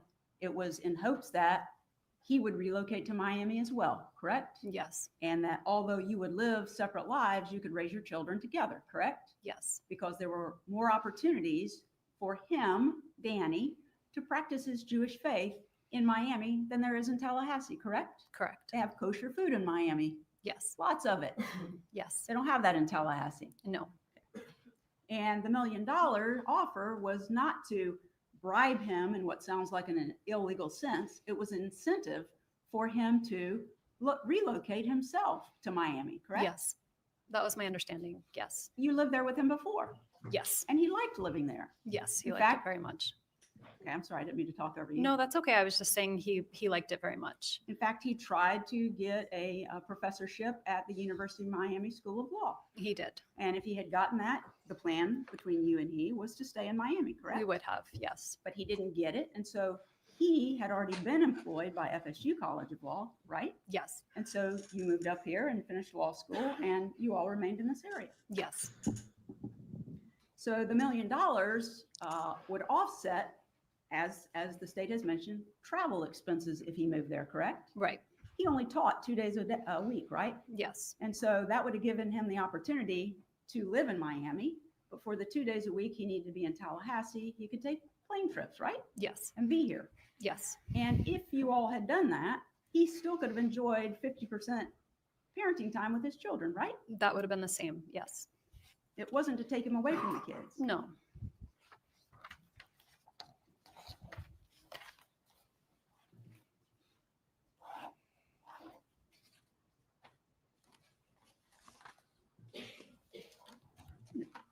We're going to talk about relocation more than once, but I just want to make sure I understand how that all came about. Okay. So it was, you left the marital home in August or September of 2012. I think it was September. Okay. So you separated officially in 2012. Yes. By the time he was murdered, almost 2 years had passed. Yes. Okay. Do I understand it correctly that somewhere around October or November of 2012, that you interviewed for a job at a law firm in Miami? I did. And that was the Grossman firm? I think it's Grossman and Roth. Okay. And somewhere around December of 2012, they made you an offer. They did. And I don't need to know numbers, but was it substantially more than you were making in Tallahassee? It was, and it was just more secure. More secure. Okay. Not more money? No, it was more money, but it just, more than anything, it was secure money as opposed to grant money that could be taken away. Okay. So you were a professor also at the law school here in Tallahassee? I was. FSU? Yes. You were not tenured? No, I was a clinical professor. Okay. So being tenured means you have more stability in your job. Yes, you have more job security. Job security. Okay. And so you got that offer in December, and sometime in January, you told Danny that you had a good job offer, correct?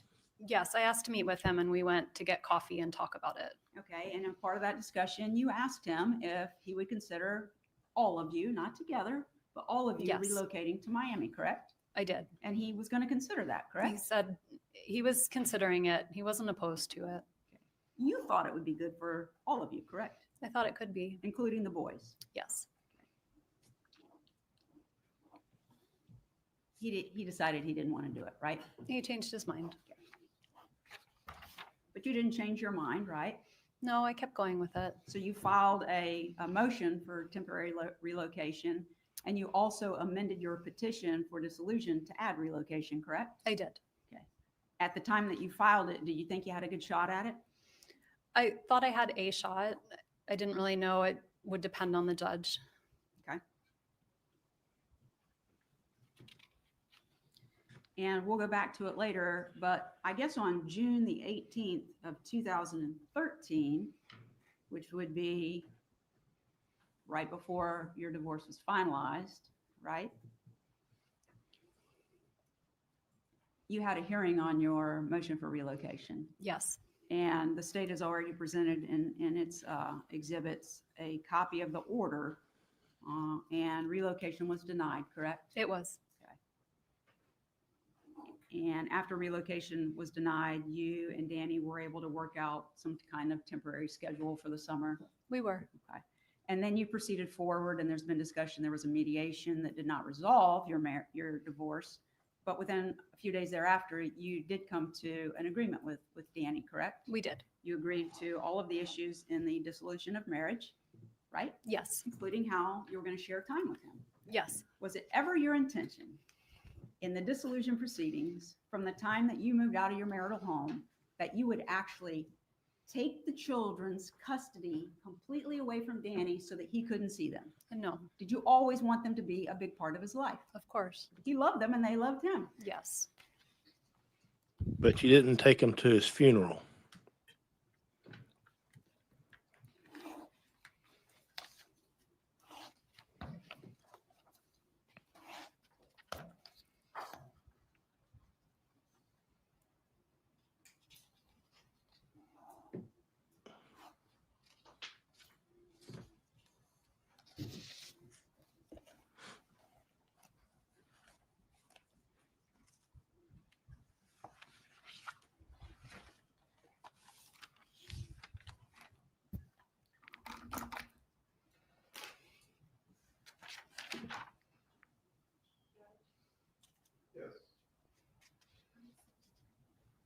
That's fine.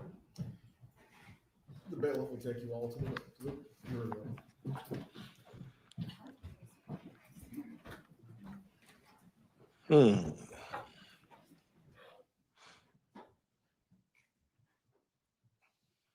Is this a regular break? What's going on? I saw Wendy looking side-eyed at somebody and trying to get their attention.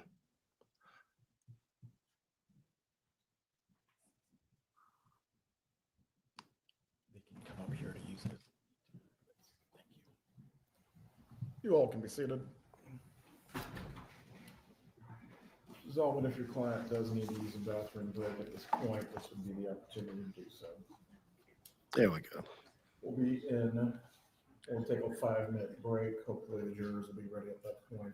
You can step down if you need to. I'll wait. Thank you.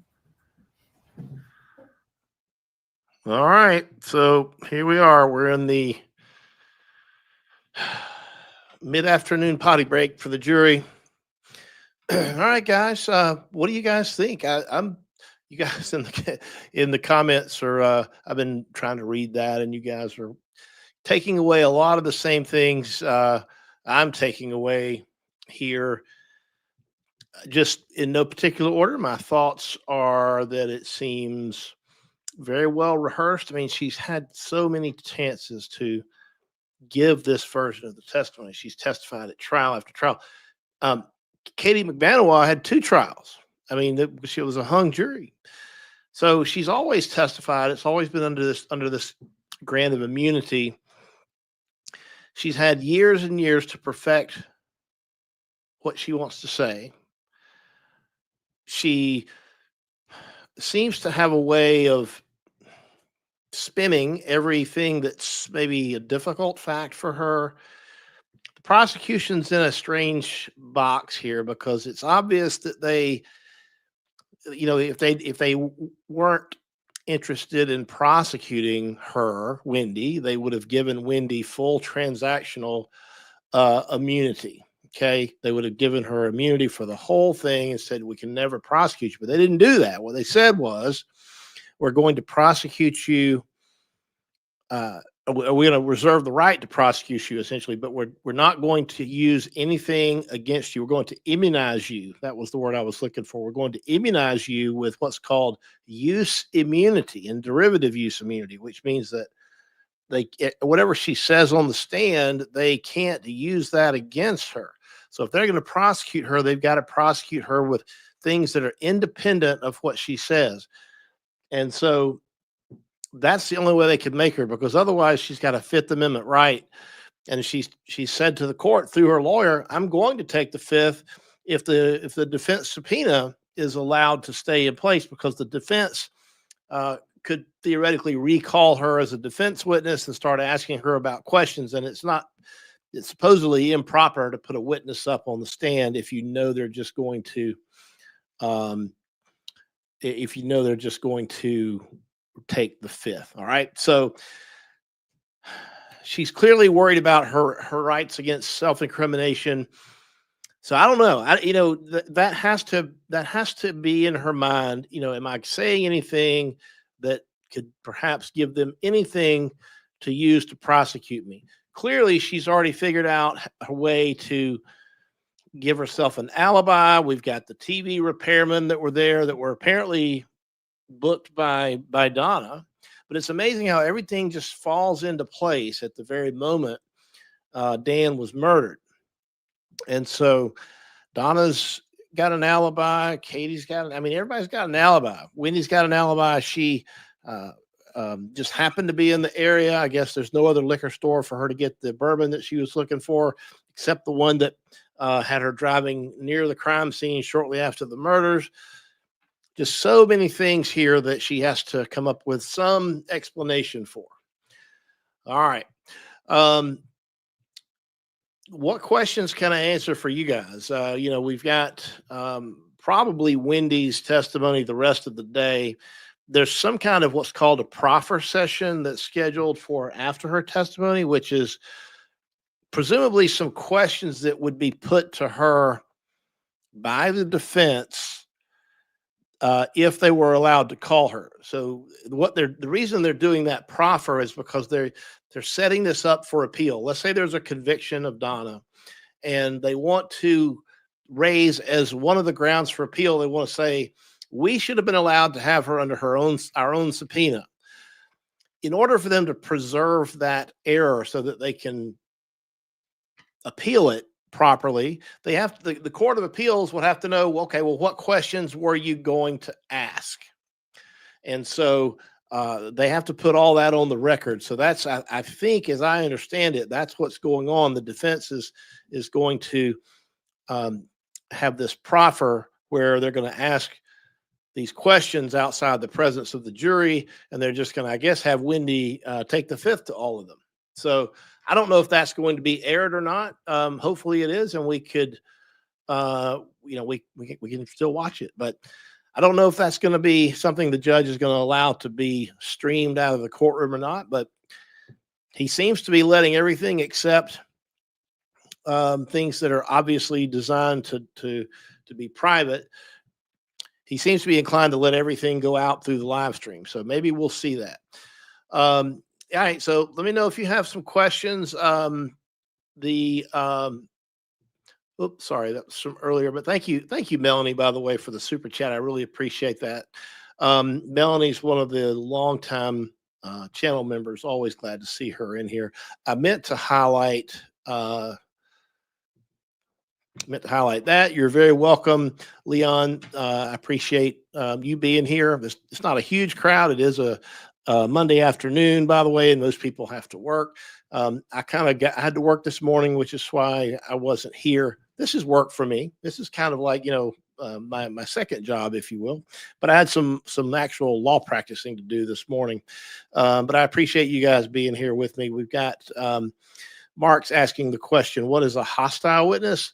Well, so normally if you have a witness on direct examination, you're supposed to ask open-ended questions. You can't ask the leading questions like you can on cross-examination. However, if you have a witness that is just absolutely not cooperating with you and is refusing to give direct answers and things like that, you can ask for permission from the judge to treat the witness as a hostile witness. And the word hostile it sort of applies, but really what it means is you've got a slippery witness that doesn't want to cooperate and answer simple questions. So you're allowed to ask questions that lead, like, isn't it true that the sun is in the sky? Yes or no?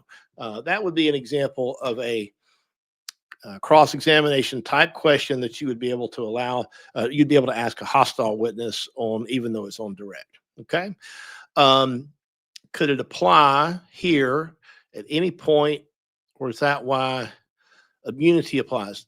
Well, immunity applies because she's said that she's going to take the fifth. She's basically stating that if I'm compelled to answer, it will incriminate me. It will incriminate my legal interests. Doesn't mean that, doesn't mean that she's guilty necessarily, but it means that there's some way that answers to these questions would be potentially incriminatory. And so the smart thing to do, if you're under suspicion whatsoever, is to invoke your right to remain silent. So the only way they can subpoena her and force her to give testimony like this is to grant immunity. So that's why the immunity applies. All right. Great questions, though. I'm happy to answer any more in the couple of minutes we got left while the jury is out. I tell you,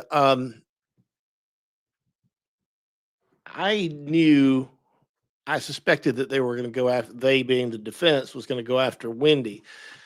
And so far, the defense is kind of wandering around a little bit, but they are still throwing her under the bus. They're also getting her to say things nice about her mom, but they're also underscoring things like, you're the one that was laying on the beach with Katie McVanwell, right?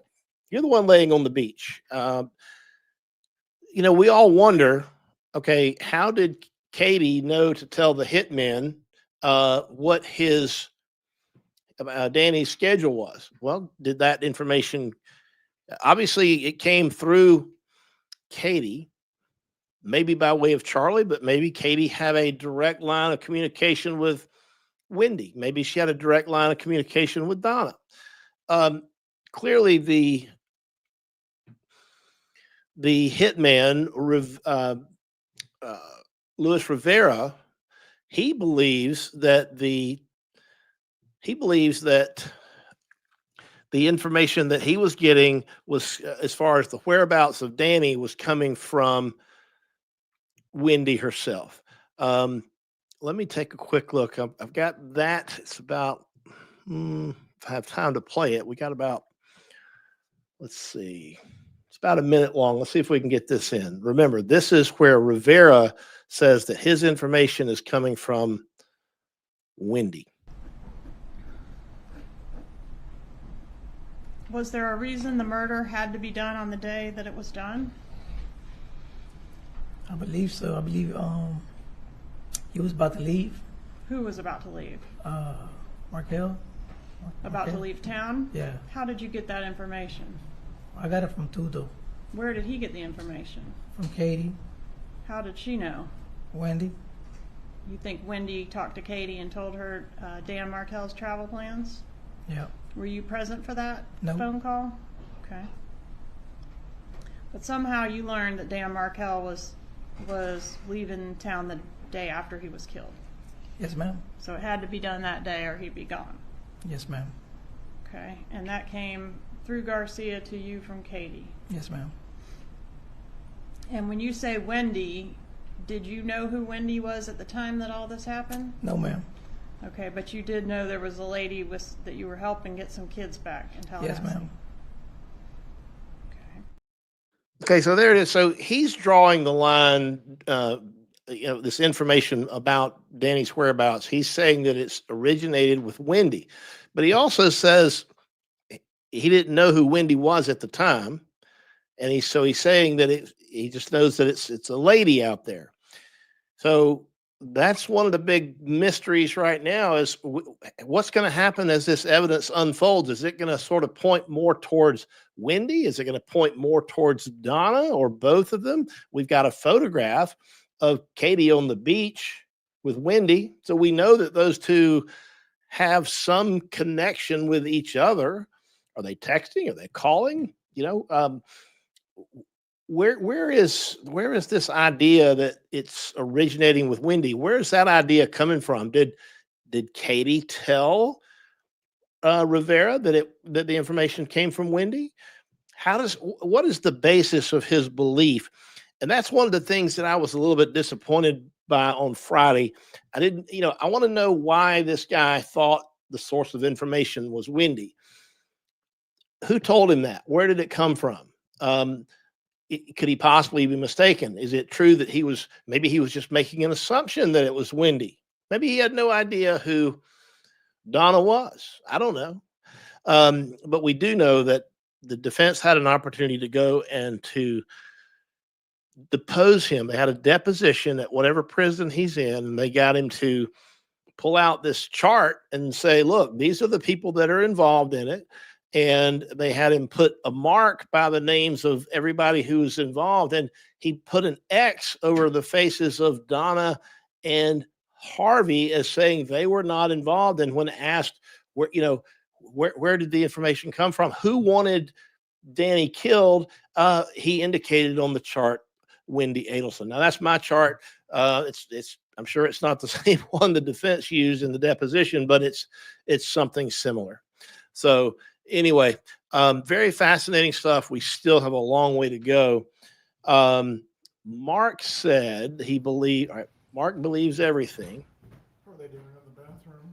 I think I believe everything too. I think he's testifying truthfully. I just wonder if he's not mistaken about the source of the information. Yeah, Mark, who is the lady? Who is the lady? Is it who you see on your screen here now, Donna? Or is it the one you see on your screen now, Wendy, standing up in the witness chair? Which one of those is the lady? Or both?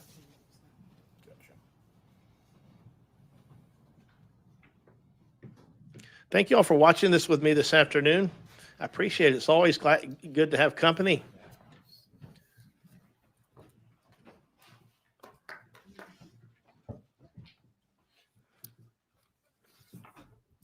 Everyone can be seated. Ms. Fulford, you may continue with your cross-examination. Thank you. I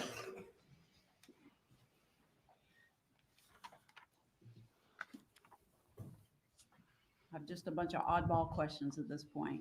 You recall getting emails from your mother? Yes. And your father? Well, yes, from both, from the and, same email. And I think you had a necklace at some point during that time period that said, never, never, never give up.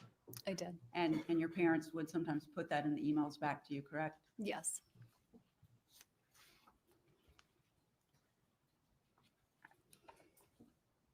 I need to know if you recall this. Your parents, you had mentioned when they went out of the country, used the WhatsApp to communicate with them because it was free of charge. Yes. And you could call them free of charge? Yes. And you could message with them free of charge? Both, yes. Okay. And when your parents would go out of town, do you recall that they had a routine where your mother would take her phone, but your father would not get the plan to travel with? Do you recall that? That sounds right. Okay. And wasn't that because if you called the Adelson Institute and you got the answering machine, it was an old-fashioned answering machine, right? Yes. And what it gave out if you reached the answering machine was your father's cell phone number. Yes. So he didn't want to be contacted when he was out of town, and that's what people would get, right? Yes. The birthday party that's been mentioned for your dad, it was his 70th birthday. It was. And although I don't think it ended up being a surprise, your mom was trying to plan a party for him where he knew his children and grandchildren would be there, but she was trying to surprise him with the friends. That's right. Okay. and you might have helped her with some of those preparations. I think so. And she planned it for several months, right? Yes. And I think one of the things that you got involved with was a caterer that was going to be used to cook paella. I'm not sure if that's how you pronounce it at the party. It's pronounced paella. I think I remember on the night of, I speak Spanish, so I spoke with him in Spanish because I don't think he spoke much English. And Mommy, your mother didn't speak Spanish, right? Did she speak Spanish when talking to Katie or the hitman? You weren't actually making the order and buying it, correct? No, I didn't pay for anything.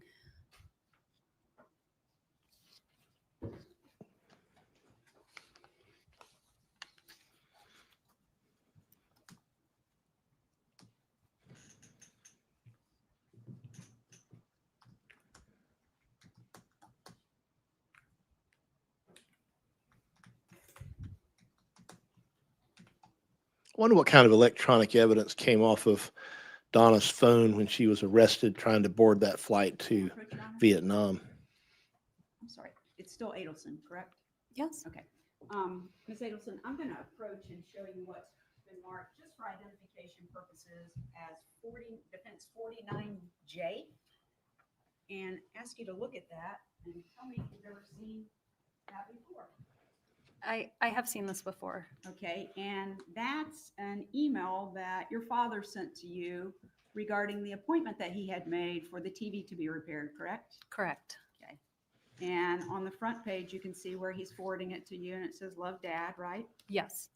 And then he tells you when the appointment's going to be, Friday the 18th between 8 and 12, right? Yes. And then when you flip, well, now stay on the first page. Do you see down almost 2/3 of the way down where it has the order information and the order creation date? Yes. And that date was what? The order creation date is July 11th, 2014. Okay. And on the next page, where the problem description is, it says that Harvey called in, stated that the 55-inch TV had some problems, right? Yes. Go to the next page. It repeats about the complaint that your father had about what was wrong with the TV, right? Yes. If you scroll down, there are some questions under date submitted, right? Yes. Whether the TV is wall mounted. Yes. What the size of the TV is. Yes. If it's mounted over 6 feet high. Yes. If the height of the ceiling. Yes. Is it eligible for a loaner? Yes. Was it installed by the Geek Squad? Yes. Is the product that we're going to service in a place of business? So I'm saying yes that I see these questions, but the answer to that question is no. Right. Okay. Correct. That's what I was going to point out. So your Okay. dad said no to that one, correct? Right. Is the product that we are going to service in a place of business? And your dad answered no, correct? He answered no. And the next one says what? Would you be willing to accept a sooner appointment if one became available? And the answer to that one is yes. Thank you.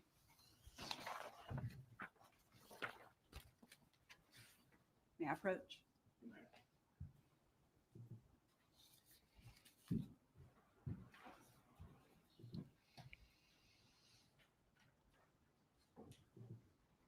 Ms. Adelson, you testified on direct when asked some questions about the name change of your children. You recall those questions? Yes. Okay, and I think your testimony was that you officially changed your children's last names a year and a half? What did you say? I legally changed them a year after Danny's death. Okay.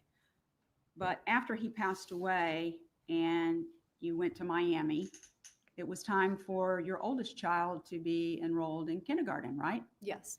And so what were the ages of the children when Danny was murdered? They were almost 5 and 3.5. Okay. And so the 5-year-old was going into kindergarten. Yes. And where was the other child going to be? Was he being posted in a preschool program? It was a preschool program. Okay. And so you went and registered them at the school, correct? Yes. And the official registration said Markel for the children's last names, correct? I believe so. But because you were going to socially refer to them as Adelson, that's what you asked the school to do as well, right? Yes. And so when you went into orientation for the oldest child, I'm trying not to say the name, when you went into orientation for the oldest child for kindergarten, and they had his little nameplate there where he was going to sit at his desk, it said last name Adelson, right?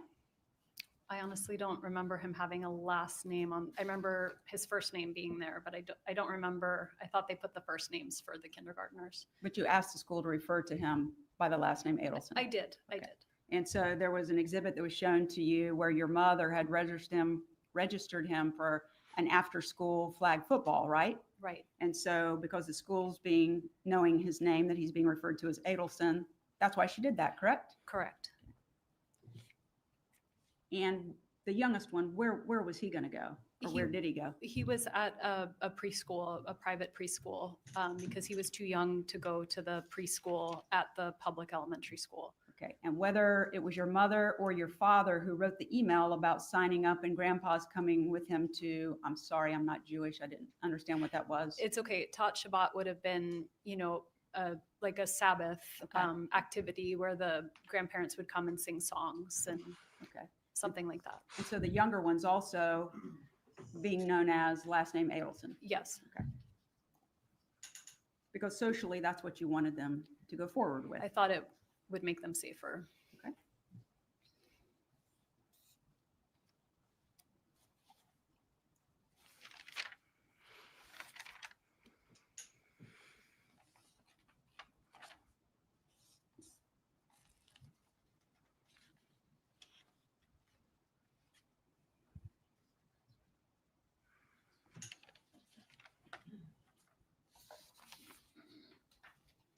There was some questions of you on direct about potentially purchasing a home after the divorce was final in 2013. You recall those questions? I do. And it was suggested that Charlie convinced you not to do that, right? That was what was suggested. But in fact, the reason I think you stated was because you hadn't gotten your settlement yet from Mr. Markel. Right. I didn't have the money to purchase a home. And so even though you had been interested in it, you had to notify your realtor that it wasn't possible at that time. Okay.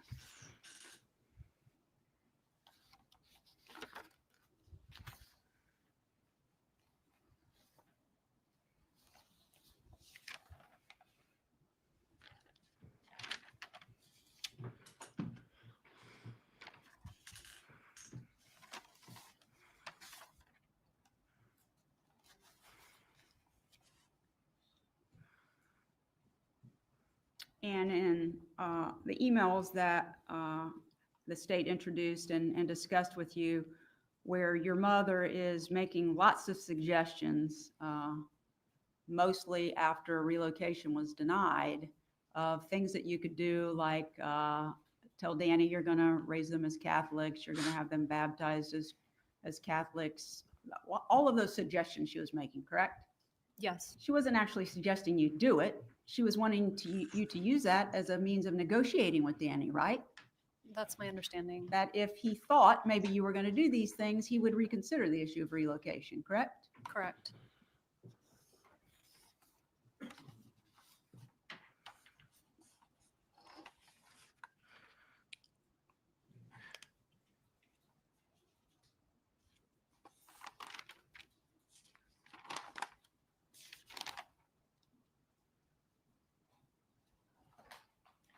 Testified that your mother hated Danny at the time that he was killed. Do you remember saying that?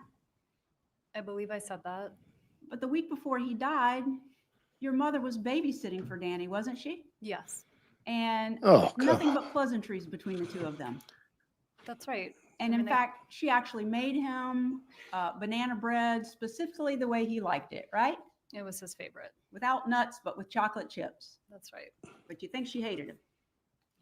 I think she was mad at him. Mad at him. There's a difference between being mad at someone and hating them, isn't there?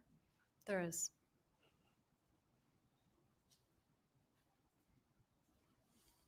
I think you testified that, and there may have been an email that suggested it, that you would have never left Danny if not for your mom and maybe brother's suggestions. Did you say that? I don't think that was exactly right. I think it was, I probably wouldn't have left, kind of suggesting that maybe I would have wanted to, but wouldn't have had the strength or wherewithal to leave on my own. Okay, isn't it true that each year maybe not every year, but many years, yourself and Danny would, when you finished the school session here at FSU College of Law, you would go down to Coral Springs or Miami, whichever they were at, and you would spend almost 2 weeks with your parents, right? Yes. And that would be yourself and Danny when it was just you, right? Yes. And then after you had the children, all of you went down there, correct? Yes. Well, in fact, what really happened was in the summer of 2012, when you decided that you were going to leave Danny, Danny was down there with you, correct? Yes. And the children were there too? Yes. And they were young. How old were they? In 2012, they would have been 2 and 3. Okay. And Danny was there, and you actually asked your mom if she'd go out to coffee with you. You remember that? I don't remember that. And you told her then that you were going to leave Danny and get a divorce, didn't you? That sounds right, but I don't remember that. Okay. And in fact, she suggested counseling to you, and you told her you guys had already been in counseling and it didn't work. Isn't that right? We had been in counseling and it hadn't worked, but again, this sounds like something that could have happened, but I just don't remember the coffee. Okay.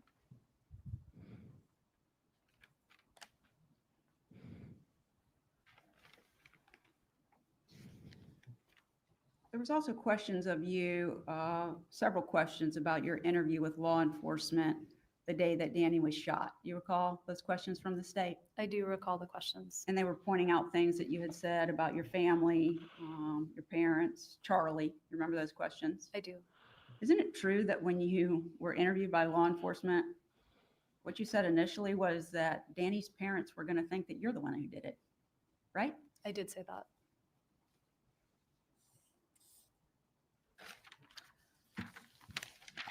I wanted to talk about the relocation a little bit. So you have a relocation hearing on June the 18th. Does that sound right? 2013? Yes, ma'am. Yes. Okay.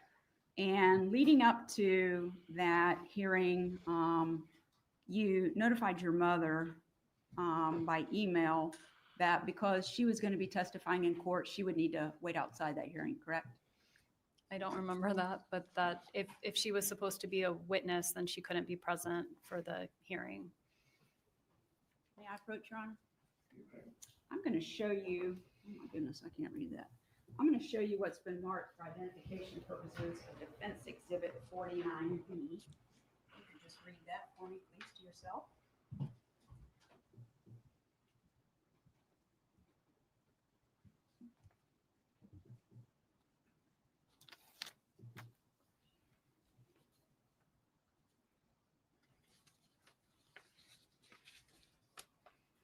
Do you want me to read to the end? No, ma'am, I'm just looking for where you told your mother, get you to agree that you said to her, because you are testifying in court, Mom, you won't be able to sit in on the hearing with me. Is that what Yes. you said? Yes, but I can have Dad there. Okay. Yep. Come and get it from you. Okay.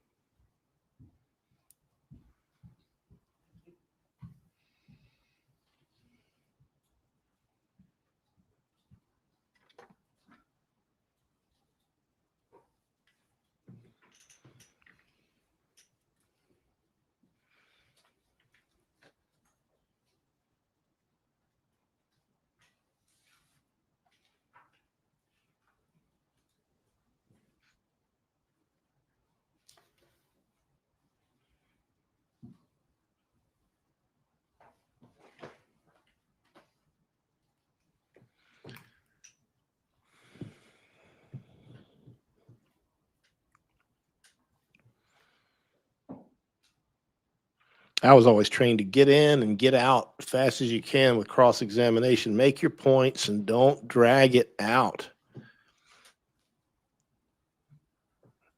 This is a very protracted cross-examination.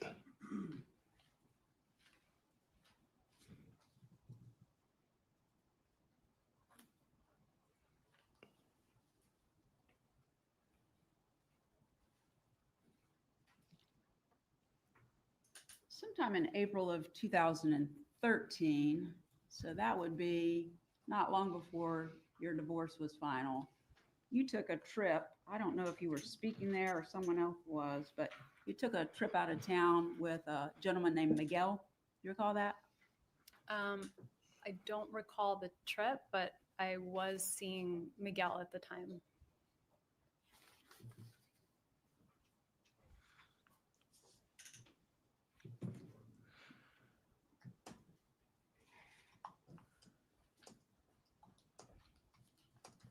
You do recall the trip? Well, I was seeing Miguel at the time, but I don't know what the trip was in April of 2013. I don't remember that. Can you tell me where we went? Yes, ma'am. I'm gonna get that. Okay.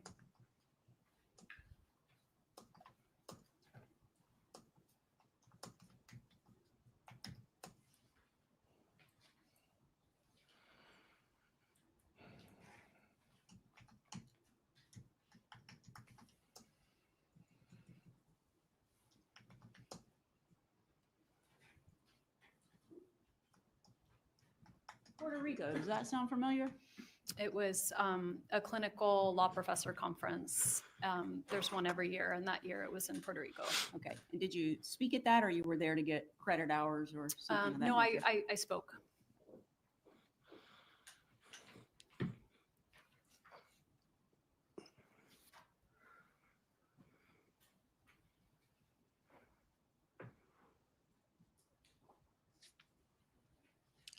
I'll never look at a law professor again after this the same way. I mean,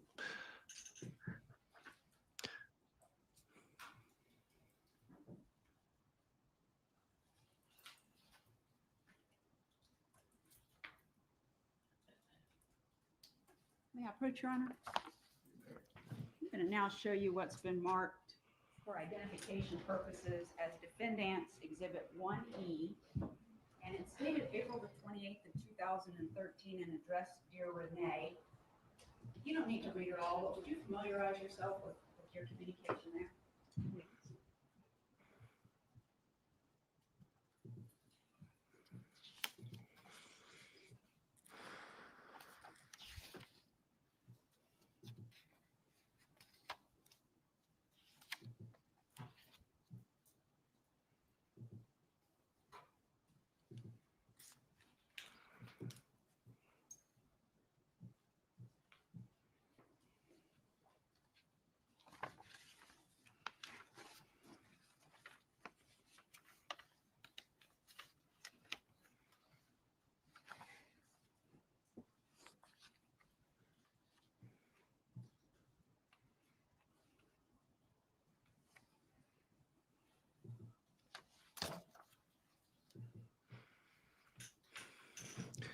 can tell you, jurors don't like these breaks in the action. Okay, I've read a little bit. Do you want me to? That's okay. Okay. I'll point out any sections that I wanted to discuss with you. Would you agree that you wrote this on April the 28th of 2013? Yes, it looks like I dated it. Okay, and that's to Renee. Yes. And you're coming back from your trip to Puerto Rico. Yes. And while you were on this trip, your parents were taking care of the boys, correct? Yes. Okay. And on the first page down towards the bottom, you have some bullet points about what you would like to do to resolve your divorce, correct? Well, I think it was not just about my divorce. It was kind of about how I wanted to be living my life overall. Yeah, I was trying not to get into the personal information, but that's right. This entire email is really about changes you want to make in your life, correct? Yes. Okay. And the last bullet point down at the bottom, it says, I've been coming to a place in the last few months where I have realized that I want to keep my job. It allows me the maximum amount of flexibility to spend with my kids while allowing the freedom for intellectual exploration, one-on-one mentoring with students, and meaningful work in the community. I don't care that Gibbers told my colleagues that I stole from him and that I am mentally ill. Nasty things are said in divorce, and people know that, right? Yes. Tallahassee isn't ever where I wanted to live, but it's where the job is. And it's where my boy's father is, which means they don't have to constantly be flying on planes or driving in cars to accomplish our custody situation, right? Yes.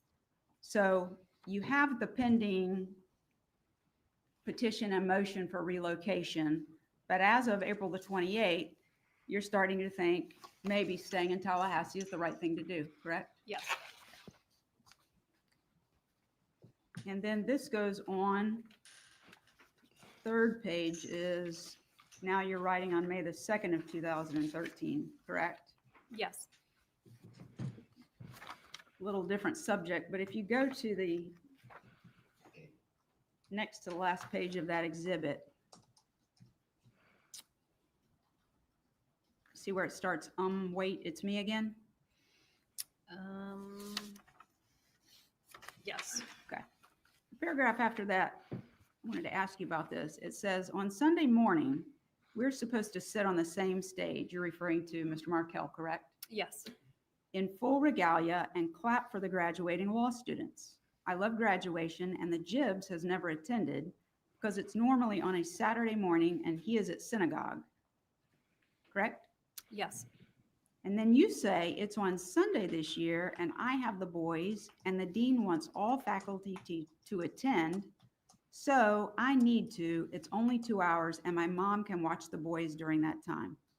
Correct? Yes. So it was fairly routine then for you to get your mother or both parents' assistance when you had somewhere that you needed to be and someone needed to take care of the children, correct? Yes.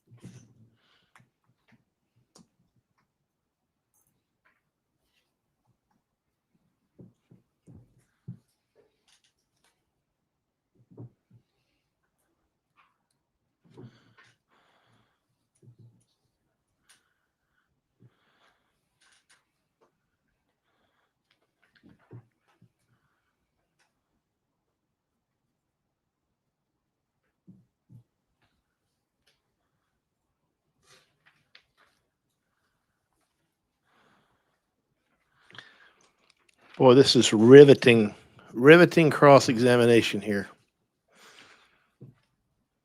On the edge of my seat.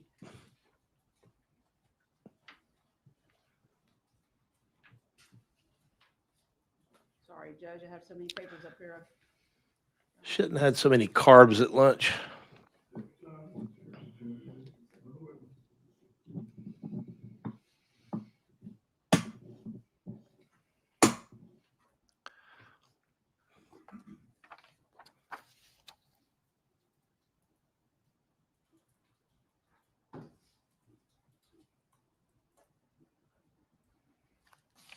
May I approach? I'm gonna exchange with you, Ms. Adelson. I'll take that one back and then show you what's been marked as Defense Exhibit 1G for identification purposes. Could you review that to yourself, please?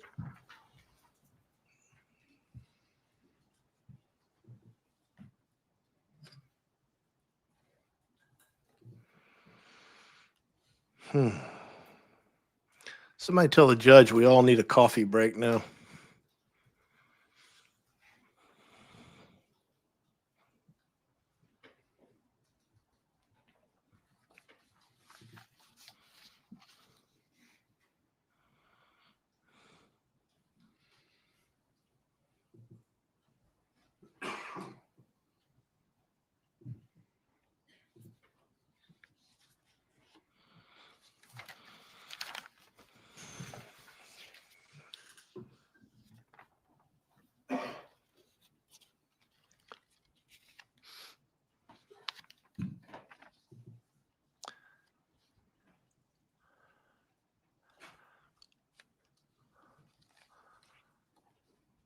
I think maybe this former judge, defense attorney, could have handled a few more trial advocacy courses and some less judicial conferences.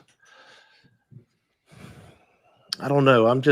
She's not really, I don't know. I'm not sure if this was to Renee or not. Yeah, you mentioned Renee. So this is on June the 4th of 2013, correct?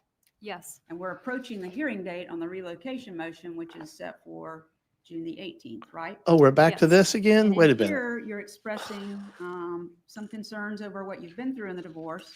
But you said, and I think the state referred to this, that Mr. Markel had sent you a long message about how you could be doing all of the divorce stuff so differently in the spirit of love and joy, where we get together and talk about our vision for the boys and for our future. And I won't say what you said after that, but Why not? at this point, you're kind of agreeing with him. You want to do it peacefully, right? Yes. And you talk about the one alternative is you could call Gary. Now, Gary is the gentleman who was kind of offering you a position in Miami, right? Gary was a partner at the law firm where a position was offered to me. Okay. And your plan was to have him come and testify at the relocation hearing about the job that he would be giving you if you relocated there, correct? Yes. And you had other people who were going to testify there as well on your behalf, right? Yes. Okay. And so you say one alternative is you call Gary and say, I've changed my mind. I don't think it's best for my kids to move them to South Florida. I appreciate you saving the job for me, but I'm not going to come to South Florida, correct? Yes. And then you call your brother and say, I love you, Charlie, but I'm going to stay in Tallahassee. I know you don't agree with my decision, but that's what's best for me and the kids right now. I hope one day you'll understand. That was something else you're considering, correct? Right. And then call your parents and say basically the same thing. And if they wanted to come up anytime and visit you and the boys in Tallahassee, they were free to do so, right? Yes. But that's like they've always been doing, correct? Yes. Okay. So you think if you take relocation off the table, that it will give you an opportunity to discuss things with Mr. Markel and hopefully work them out, right? Yes. On the next page, you talk about what the alternative vision is, and that's what you currently have planned, which is to have Gary fly up to testify at the hearing, right? Yes. Your mom would testify, right? Yes. They would fly up and spend days with you, correct? Yes. You expected at that time the hearing would last 1 to 2 days, right? Yes. And you were concerned that you would go through all of that, spending more money, being more stressed. And then you say, for the chance to save face with my family and to be given an opportunity I don't actually want, to live with them in South Florida. That's what you said, right? Well, I say an opportunity I don't actually want with all of my heart, but maybe part of it to live with them in South Florida. All right. And then you say, so I am willing to put myself through all of this just to keep up appearances with my parents and brother that I want to be living down in South Florida or down south with them, even though I don't want to. That's what you said, right? I say, even though I don't want to give up my current flexible job where I get to spend maximum time with my kids so I can be with them. Okay. And that was June the 4th of 2013, right? Yes.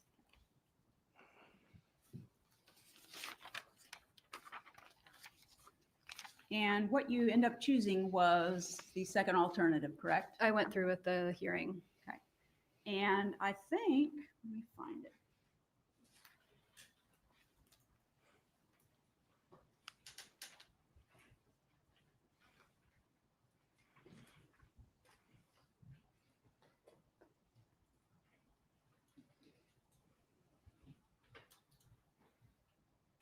May I approach, Your Honor?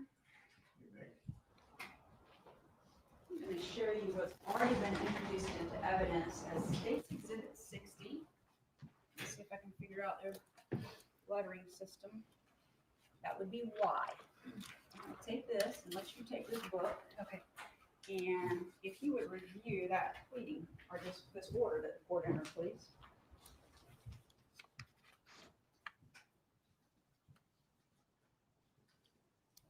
Okay. Have you had an opportunity to review that? Yes. So you went into this hearing and Gary ended up coming, correct? He did. And he testified, right? Yes. And you gave some testimony, correct? Yes. And what happened was the judge kind of called a timeout, right? I don't remember a timeout. At some point, she wanted to speak to counsel. Is that right? I'm sorry. I don't remember that part of her speaking to counsel. Do you remember the judge making some comments about the children hadn't been harmed and since he hadn't pulled out their toenails? I do remember the toenail comment. Yes. So she wasn't leaning towards relocation, correct? No.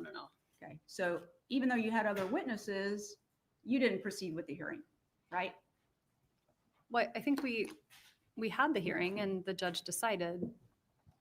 You didn't call all your witnesses, did you? I don't remember. If you look at the order, it says order on wife's petition to relocate with the minor children. And then it says what the court orders and adjudges. The court does not find that the wife has met her burden of proof that a relocation is in the best interest of the minor children. You see that? Yes, number one. Yes, and your mother actually stayed outside for the testimony of that hearing with your dad, correct? I don't remember, but I remember asking her to stay outside if she was going to testify. Okay.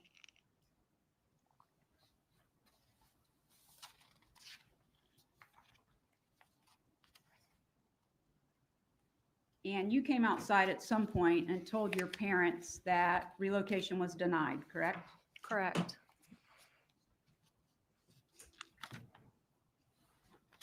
And it's after this hearing, when relocation is denied, that those truly ugly emails that your mother wrote were written by her, correct? Yes.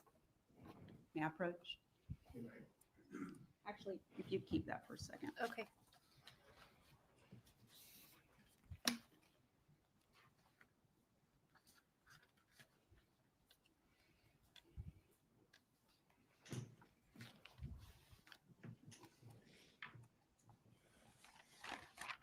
Once the final judgment was entered, the issue of relocation was over, right? Yes. Relocation from July 31st of 2013 until the time that Mr. Markel was murdered was never an issue again, was it? It was never an issue from the day it was decided on July 31st, 2013. That's when it ended. Certainly after the final judgment, correct? Yes. And that's the end of the discussion about relocation, right? Yes. No more plans about how to get relocation. The issue's decided, correct? It was decided.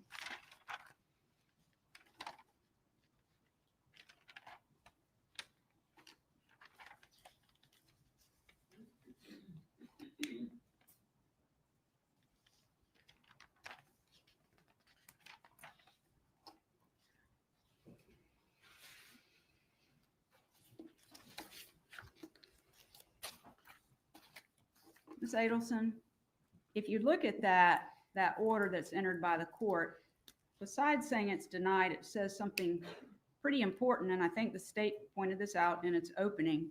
It says that this denial is with prejudice. Yes, ma'am. Of the wife's petition for request to relocate with the minor children. And you're a lawyer, so you know that with prejudice means this is done. This topic in this divorce is over. Yes, with prejudice means it's a final decision of the court.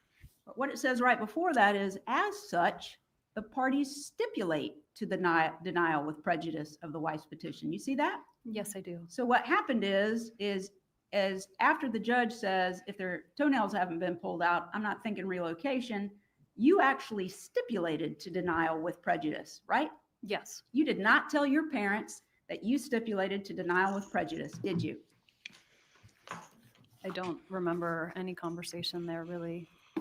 So not knowing that it was denied with prejudice, your mother thought you still had an opportunity to get it up through your final hearing, right? I believe so. And so she kept writing these ugly things and giving you all of these ugly suggestions, right?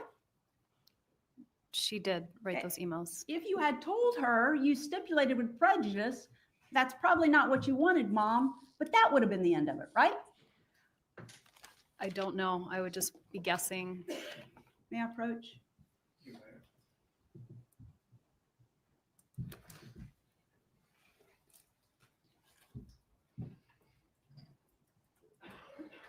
Well, if you'd just be guessing, after she thought it was finally over on July the 31st, there were no more emails suggesting you do things like she suggested between the hearing date on June the 20th and the final hearing on July the 31st, did she?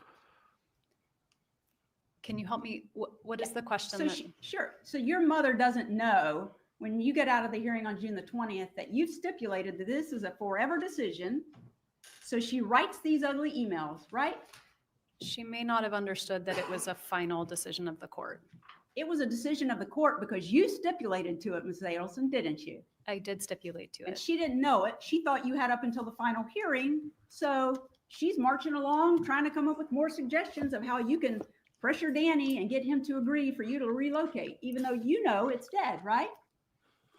I knew that it was a final decision. And after July the 31st, when she thought it was a final decision, she wrote no more emails suggesting you do these crazy things to still try and get relocation, did she? I don't remember the dates of the email, but And you testified when you got up, when the state was asking you questions, after you said your mother hated Danny at the time that he was killed, which you've clarified now that she was mad at him, not that she hated him. You testified you hated him at the time he was killed, right? I don't remember testifying to that. Well, then we'll need to take a break, Judge. May we approach? For the witness? I do. May we approach? Please approach. What she's doing is she's trying to show that Wendy knew that the litigation was final, and so Wendy, the idea, would therefore have the motive to engage in more drastic measures. I think they're clearly about to try to get into some questions that the defense might be concerned are outside the scope of this immunity. And that's why we're having the sidebar. I kind of wish that since the jury's out, just have the hearing in open court where everybody can hear it. It doesn't need to be, it's not off the record. You literally have a court reporter up there at the bench that's taking this down. So this is all on the record stuff. The jury's not there. Let's talk about it in open court.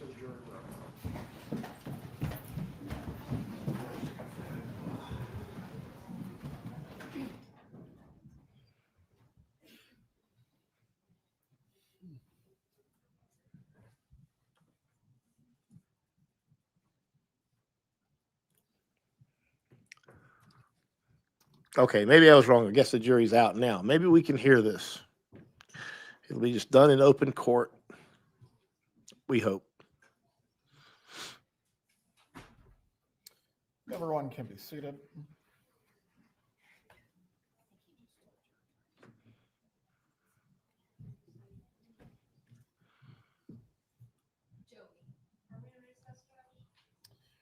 I believe the defense is talking to their client, but then we'll go into recess in just a moment.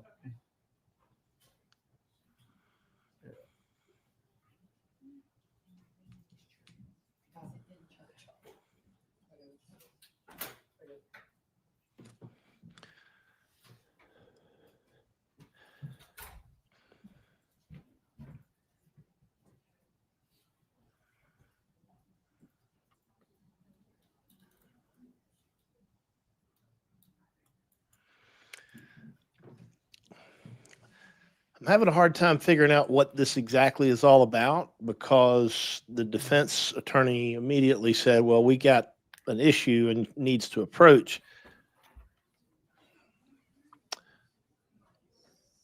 So I'm not sure.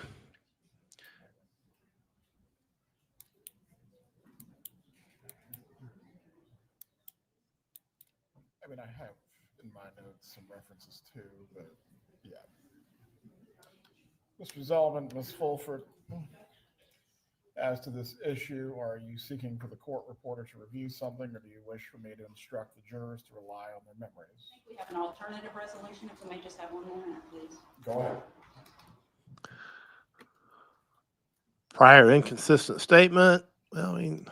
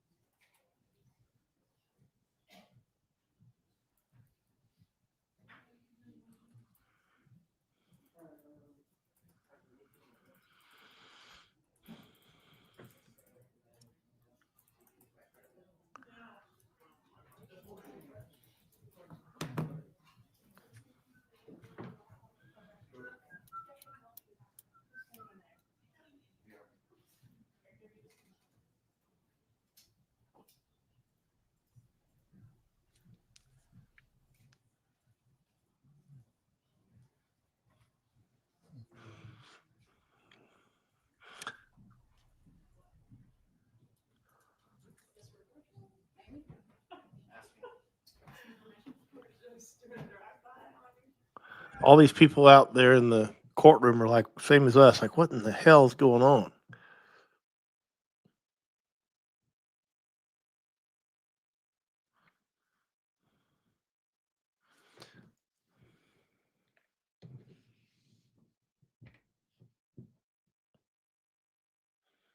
Now I wish I had a court reporter here that could play back the last couple of questions.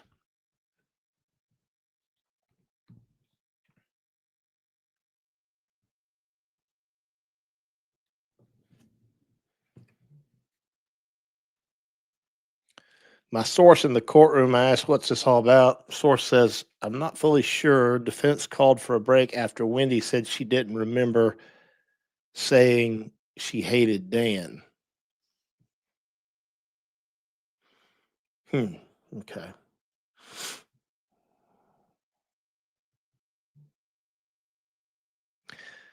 Yeah. I mean, clearly, the source says, I'm wondering if they're going to try to impeach her. Well, clearly they are.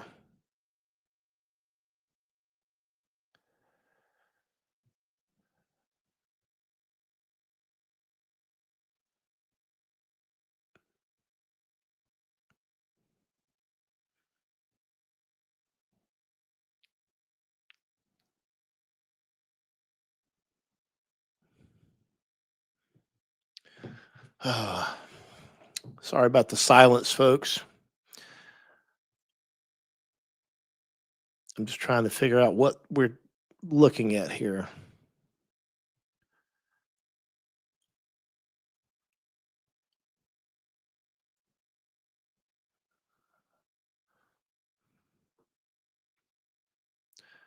All right, we see, I just decided who Donna kind of looks like.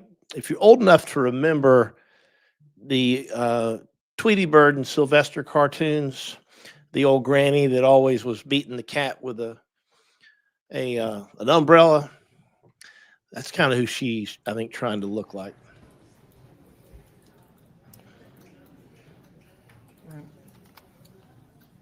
We're going to take a 10-minute break at 3:40. We will resume after the jurors have used the restroom and everyone is ready. Mrs. Adelson, if you need to use the restroom, this is your opportunity as well. All right. Well, we're in recess for 10 minutes. We have no idea what in the hell that was all about. All right. Anybody got any questions that we can get to while we're figuring it out? I'm happy to try to answer.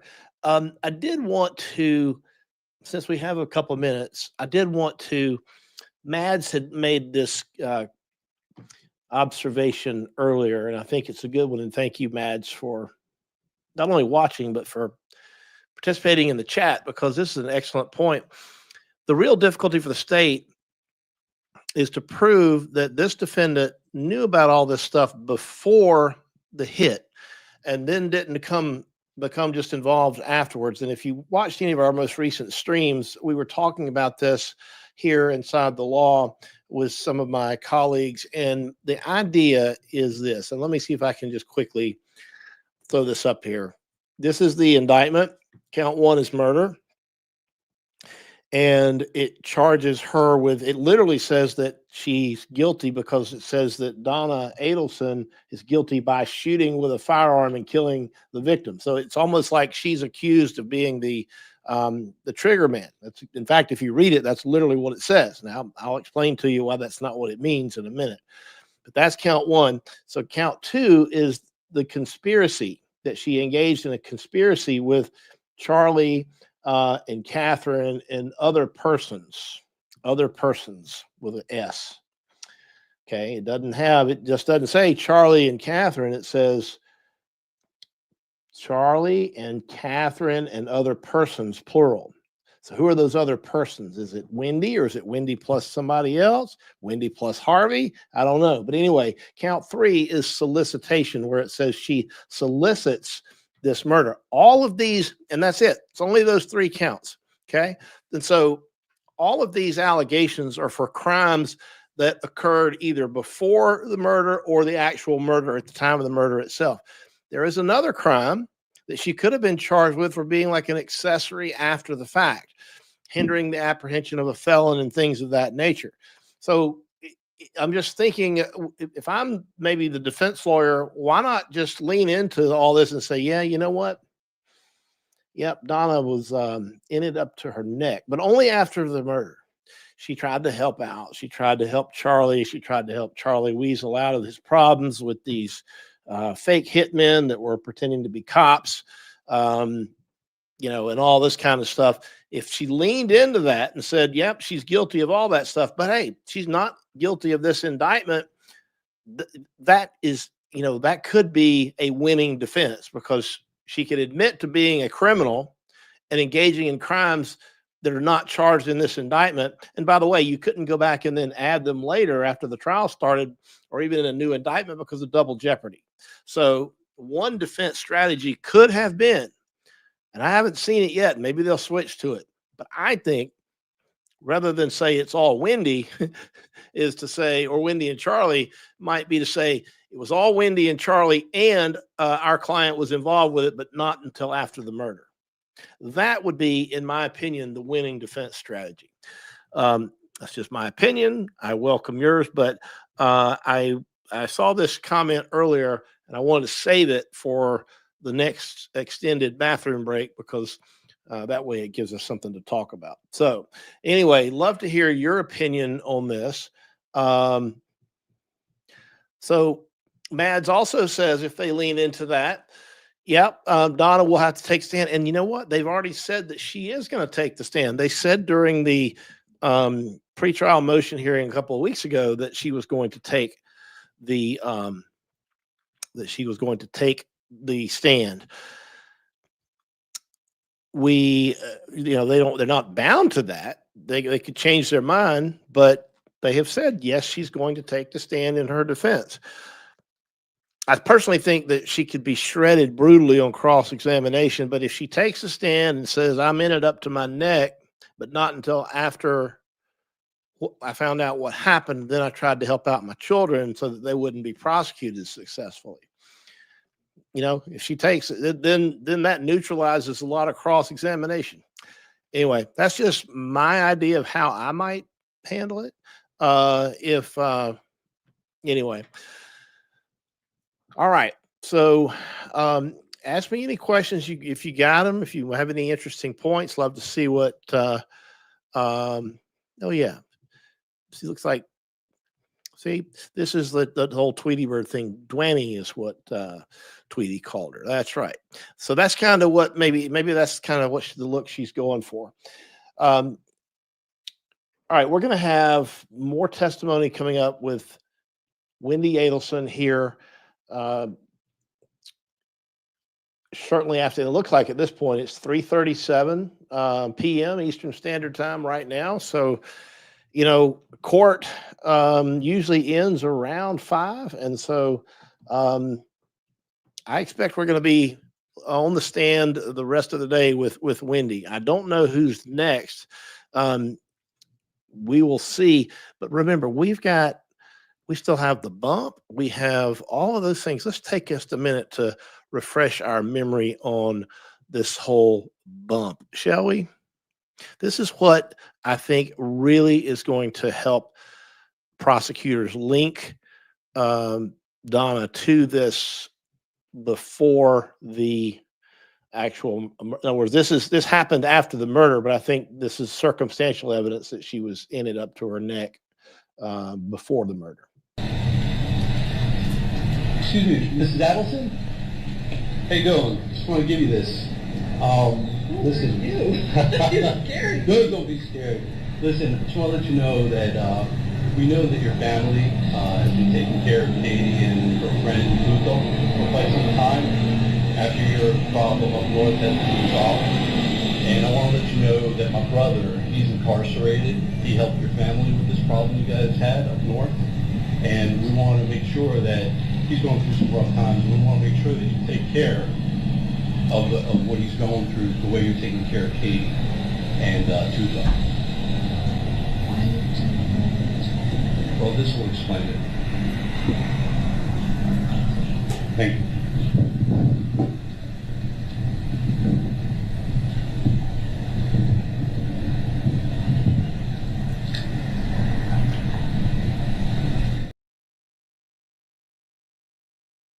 never talked to the police, never called her lawyers. She does a lot of things that we'll hear about during the trial, and it's dangerous at this point for me to do it by memory, but I know that she's talked to Charlie.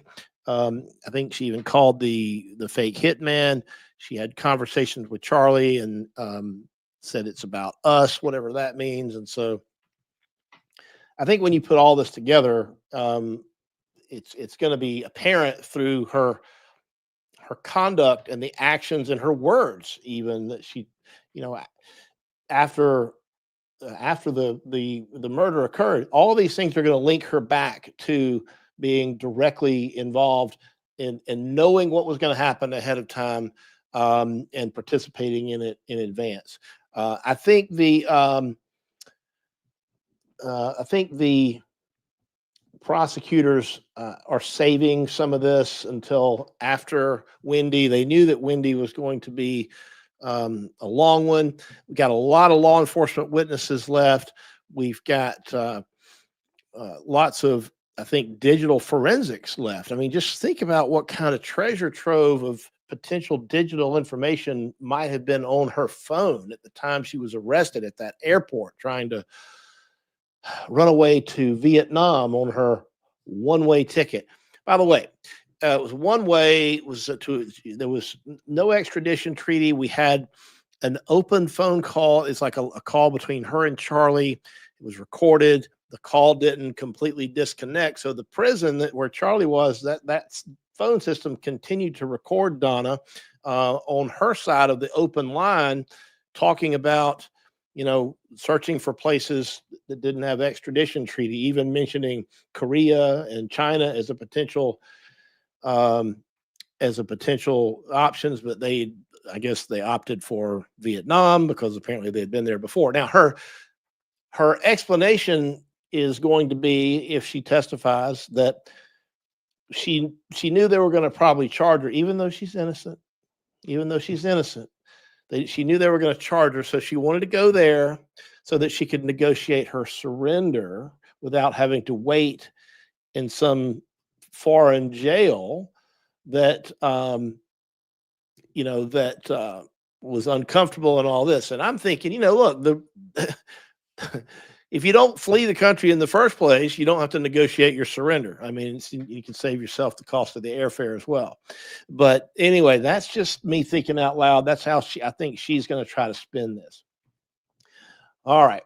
So let's checking over here. You guys in the comments, let's see. Yep, the bump dude does sound like a cop, and she's Matt Murphy, who's my colleague and friend, my colleague at MK True Crime. He pointed out the other day in here that look, the fact that she didn't recognize that was a cop just shows you how much of a dummy she is. I mean, like, how could you see that and not immediately have alarm bells going off? This is a cop. This is a cop. This is a cop. Because he does look and sound like one. Even on the phone later, I think he comes across very much as a law enforcement type. But I got to hand it to him. They did a good job. The bump worked. It shook the trees. Things fell out. And, the case gained some new life. And it has led to multiple convictions. So I think the bump really worked. It was one of the big things that that we'll be hearing more about in this case. All right, so Mads is looking at Chat GPT. Look, I don't know what Chat GPT says, but Dave Ehrenberg used to be the state's attorney, the elected DA, if you will, in Palm Beach County, Florida. And he's been on here with me a time or two as well. And he specifically pointed to criminal law violations that would have applied had the DA chosen to use them. All right. So I think that there are statutes that would have look. You can't just hinder the apprehension of a felon. You can't just cover up for criminals. And by the way, Katie McManaw's not uh, not one of her children. Neither are the hitmen that are involved, so they're not related. Anyway, I think that there's plenty of criminal statutes that could have been used. Perhaps even some federal statutes as well that could have been used if the feds had wanted to take this case. So anyway, the defense is, I think, making a mistake by painting their client as to just having nothing to do with any of it, because she clearly has so much to do with so much of it, particularly after the fact. All right, that's just my opinion, and I welcome yours. I think the judge said a 10-minute break. I don't know how many minutes we've got left. I'm running out of video related to this case, and let's see, what did we? Here's something. This is speaking about the money that has to be used. I played this earlier, and I'll play it now since we got time. This was a discussion. Oh, never mind. Here we go. I'll save it for later. We're back in session. You come back to the witness stand. Are the jurors ready at this point? It's the first judge I've ever met who knows that 10 minutes means 10 minutes. Yes, you can be seated.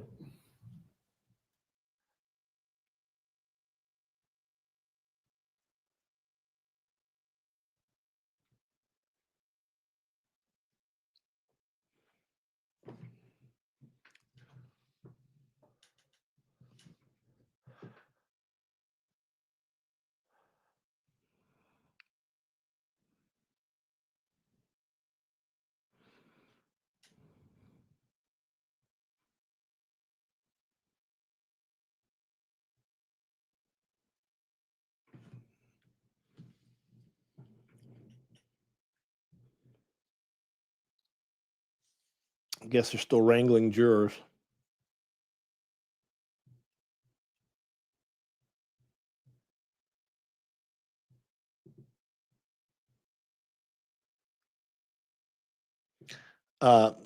Nomads, that they can't change it at this point. Jeopardy has attached. The jury has been impaneled and sworn.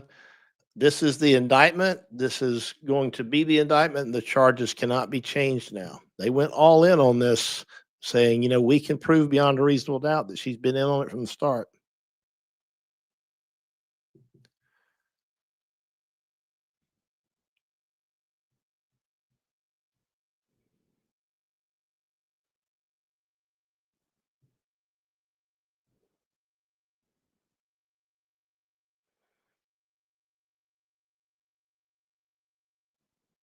I can't believe you people in the chat are saying that I should sing a song or tell jokes, knowing good and well that I can't do either one of those things.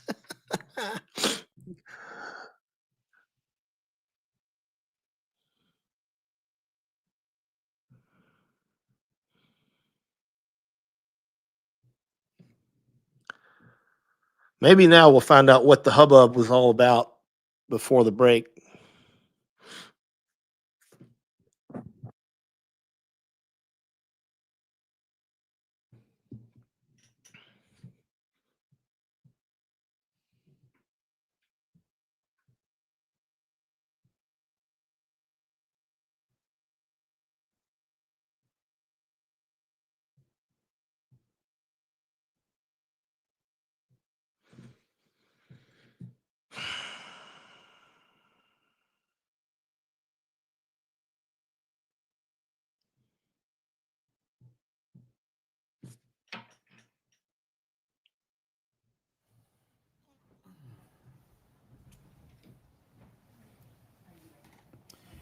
They're still over there, but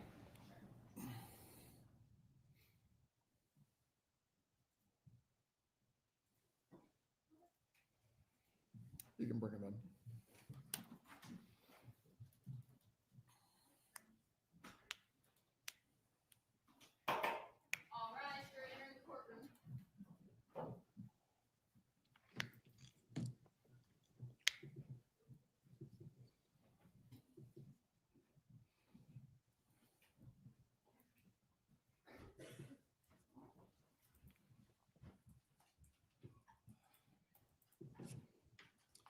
You may be seated. You may continue with your cross-examination, Ms. Fulford. Thank you, Judge.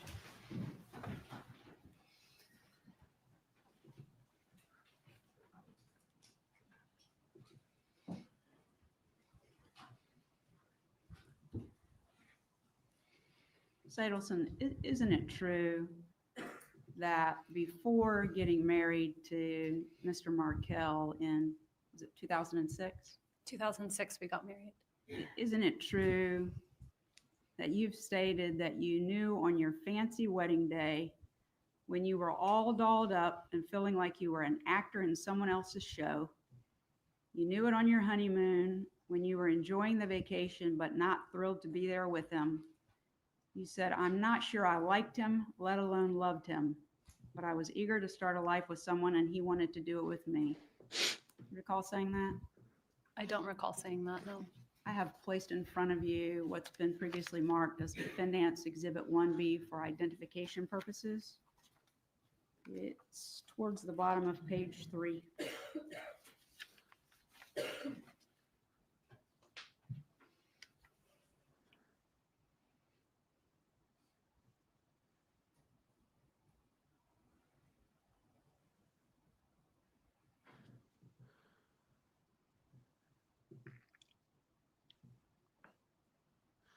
That could have showed her this during the break.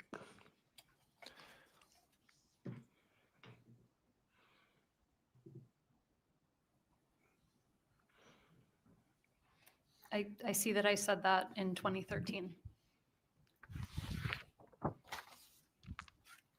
Ms. Adelson, you would agree that when Danny Markel was murdered on June the 18th of 2014, your little boys lost their father for the rest of their life.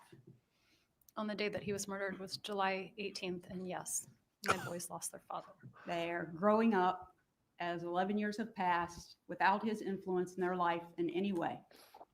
Isn't that correct? I wouldn't say without his influence in any way, but yes, they've grown up without their father. He's not here to give them advice. He is not. He can't come to any of their functions, sports, anything else. Correct. They're not eating kosher like they would have with their father. They are not. They don't have him at all. They don't have him in their lives day to day, no. Because on July the 18th of 2014, he was brutally murdered in his driveway. Isn't that true? That is true. And you testified on direct that anybody in your family that had anything to do with it should be held responsible. Isn't that correct? Yes. And that includes you, doesn't it? Anyone who's responsible. And there it is. Right under the bus again, as if there were any You were doubt. an actor in someone else's show. Whose show was it? I think I felt like I just wasn't fully present in my own life, that I had always been a real people pleaser. And so there was an aspect of not always being true to myself and wanting to make other people happy. And one of those people is your mom, right? Yes. And that's part of why you kept going with Relocation, even when you kind of had some doubts about it, right? I would say it's part of the reason. You were asked on cross-examination about the final order on relocation issued June 20th, 2013. And didn't you stipulate to making it with prejudice, I guess? Do you remember doing that? I don't actually remember stipulating. I mean, I see it in the order, but I don't remember actively saying anything or participating in a stipulation. In fact, when you testified about this previously, didn't you indicate you didn't know what with prejudice meant? I think it's not something that comes up in my daily practice. And so at the time I had forgotten that it meant that it was a final order. All right. And it was suggested or said on cross that you didn't tell your mom it was final and she was misled and she thought there was still room for it, right? That is what was said to me on cross. I'm going to approach and show you what I've marked as 64JJ.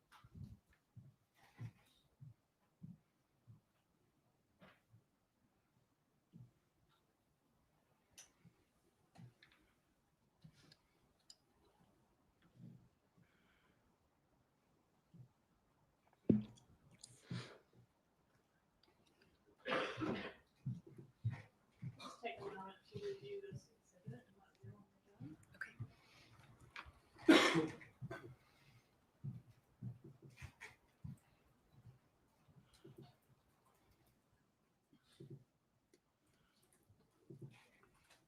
Okay.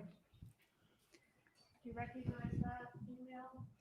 I mean, I recognize the email address. Is that what you mean? Yes, ma'am. Yes. The email from. The email is from my mom and dad's email address to a friend of theirs. Who's the friend? The Kligermans. I think it's Vicky, the woman in the relationship. Okay, and it's signed Love Donna, right? Yes. Speaking of the So microphone. it's from my mom. And in this email, does she indicate to the Klingermans that there is no chance at the appellate level for appeal of your relocation? Yes, that's what the email says. All right, and is that email dated 6/25/13? Yes. So 5 days after the order was issued, your mom did know that that order was final, based on this? Based on that email, yes. Okay, it was, you were asked questions about, your mom never suggested any harm to Dan Markel to you, but she did want to bribe him, yes? Yes. Take control from him, weren't those her words? Yes. Aggravate him. Yes. Scare him. I don't remember scare him, but I believe that was part of it. Give him some grief. Yes. Take something from him. Yes. Show that fucker what would make him absolutely miserable. Yes. But definitely not kill him, right? I don't know what the question is. Donna was caring and devoted to your boys. You were asked about that. That's true, right? Yes. In fact, she maybe cared a little too much about your life and you and what was going on with you sometimes, right? I don't know that you can care too much. Even the Nazi uniform craziness came from her version of some kind of place of love. Would you agree with that? Yes. Because although her lawyers tried to downplay this, she was suggesting a baptism for these kids, right? Yes. She said she looked into it and could get it done in 2 weeks, right?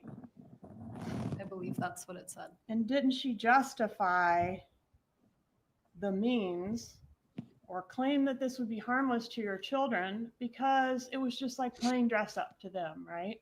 Yes. Just like Jake the Pirates. Yes. She thought the ends, relocation, would justify the means, didn't she? Yes. And she thought a move to South Florida was what was best for you. Yes. And what was best for your children. Yes. Who she cared about more than anyone in the world. I mean, I don't know who she cared about most in the world, but she loves me. Is there anyone that she cares about more than those two boys? My dad. Okay. She thought relocation was best for those boys. They were Yes. going to have better opportunities, right? Yes. Better family support. Yes. A happier mother. Yes. With a more lucrative profession. Yes. And your lives all depended on it. Isn't that what she said? Yes. And Dan Markel could have agreed, couldn't he? He was amenable, but then he didn't want to ultimately. Well, he could have moved to South Florida, right? Isn't that what you were asked on cross? Yes, he could have. Could have moved to South Florida and enjoyed all that delicious kosher food down there, right? Yes. And if he had relented, you and he could have had separate lives in Miami and happily co-parented the boys, right? In that theory, could have happened. Yes, it could have. Except he wouldn't relent, would he? I mean, he said no, and so we had a hearing, and the judge said no. Right. He wouldn't relent. He wouldn't give your mom what she wanted, would he? I mean, we only had one conversation about it, so it wasn't like a ongoing thing. It wasn't an ongoing thing? What wasn't? I mean, between Danny and I, we talked about relocation. He said he would think about it, and then he said he didn't want to. And then we had the hearing, and then that was the end of it for me. Yes, but you were asked on cross, wouldn't things have been potentially great for Danny down there too? Yes, I think they would have. Couldn't we all have lived happily ever after if he would have agreed to move down there too? Possibly, right? Possibly. But he wouldn't agree. He didn't agree, no. Nothing further. Jury, before we continue this afternoon, we will take a brief break. The bailiff will take you back to the jury room. All right, this is, I think this is going to be the proffer session that I was telling you about earlier, where the defense is going to put on the record what questions they would have asked her if they could have had her under subpoena. So I'm not really sure how this is going to go. Very interested to see how the judge deals with it, but I've been told that's expected today.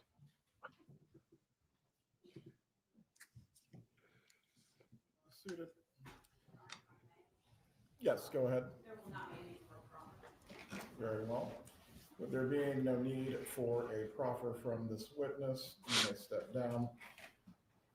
Ms. Kappelman, will you be recalling her at any point under your subpoena? I don't intend to, Judge, but I would ask that she remain under the list. She's free to go about her business. You are not to discuss your testimony with any other person who will be testifying in this trial. Mr. Lauro, will you need to be heard any further, sir? Have a good day.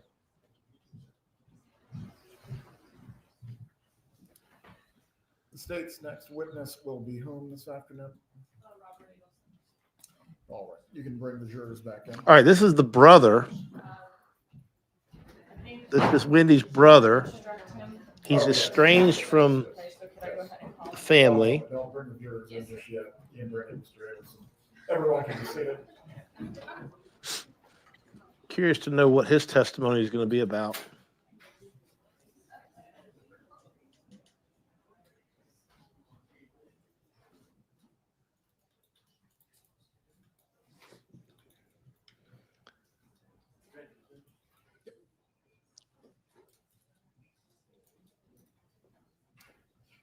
Mr. Adelson, before you testify this afternoon, I just wanted to make sure the court's prior ruling on this matter you understood and you were clear on.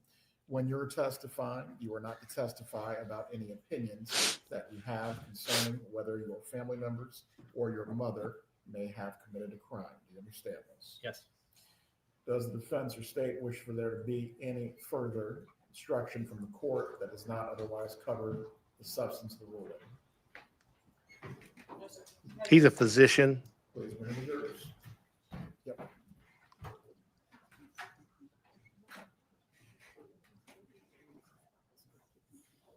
That's fine. For everyone in the gallery, again, as you are watching the evidence and testimony, please remain quiet. If you need to speak with each other, please do so silently or step out in the hallway. There should not be any murmuring happening whatsoever as the witnesses are testifying. Please bring them in.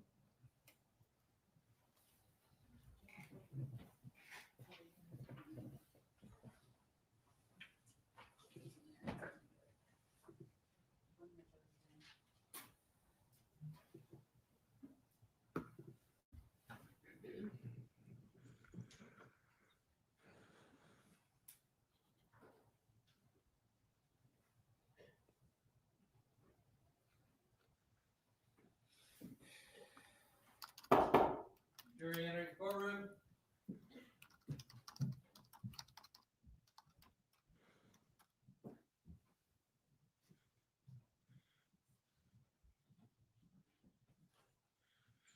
He looks like his mother from the profile view.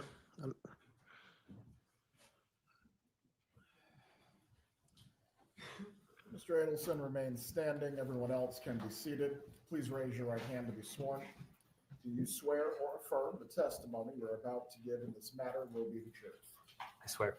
You may take your seat. Please speak loudly and clearly. You can adjust the microphone as need be. Ms. Dugan, you may examine. Thank you. Could you tell us your name and spell your name for our court reporter, please? Sure. Robert Todd Adelson, Adelson. Thank you. In what state do you currently live in? New York, And how long have you lived in New York? 13 years. Okay, so since maybe 2012? Yes. All right. What do you do for a living in New York? I'm an ENT. Okay, so ear, nose, and throat doctor? Yes. And how long have you worked as an ENT? For 20 years. How do you know the defendant in this case, Donna Adelson? She's my mother.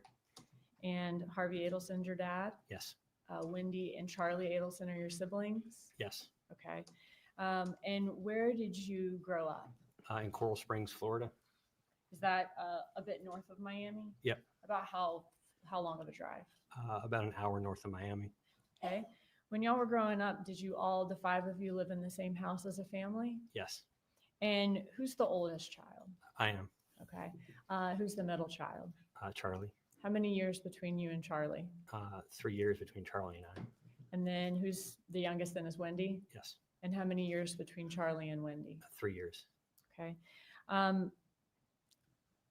When you were 18, did you move out of the Coral Springs house? Yes, when I went to college.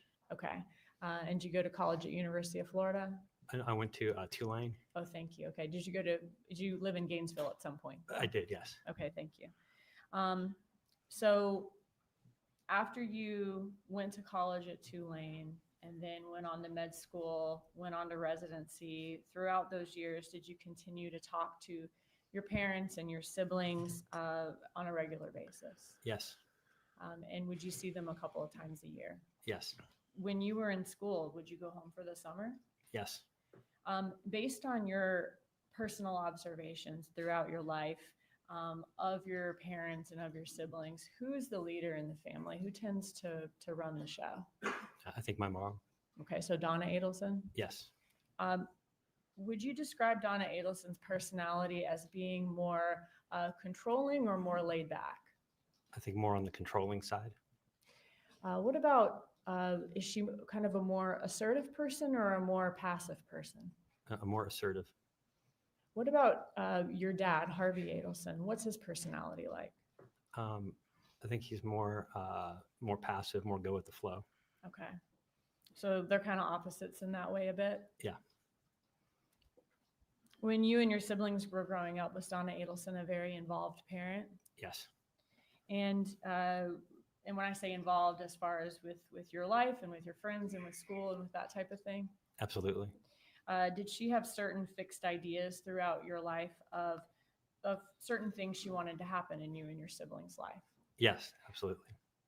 Was it acceptable if you decided to not do those certain things that she was fixated she wanted you to do? Was that acceptable to her or no? No, I think she had certain sort of rigid, fixed ideas or impressions for what she wanted for us. And, if you went along with that, things were fine. If you didn't, things were not fine. Did she have strong opinions about who you all married and what you all did for a living and those types of things? Yes. And you're obviously a doctor. Was that an acceptable profession to her? Yeah, that was okay. Okay. And was that one of the reasons you became a doctor? Yes.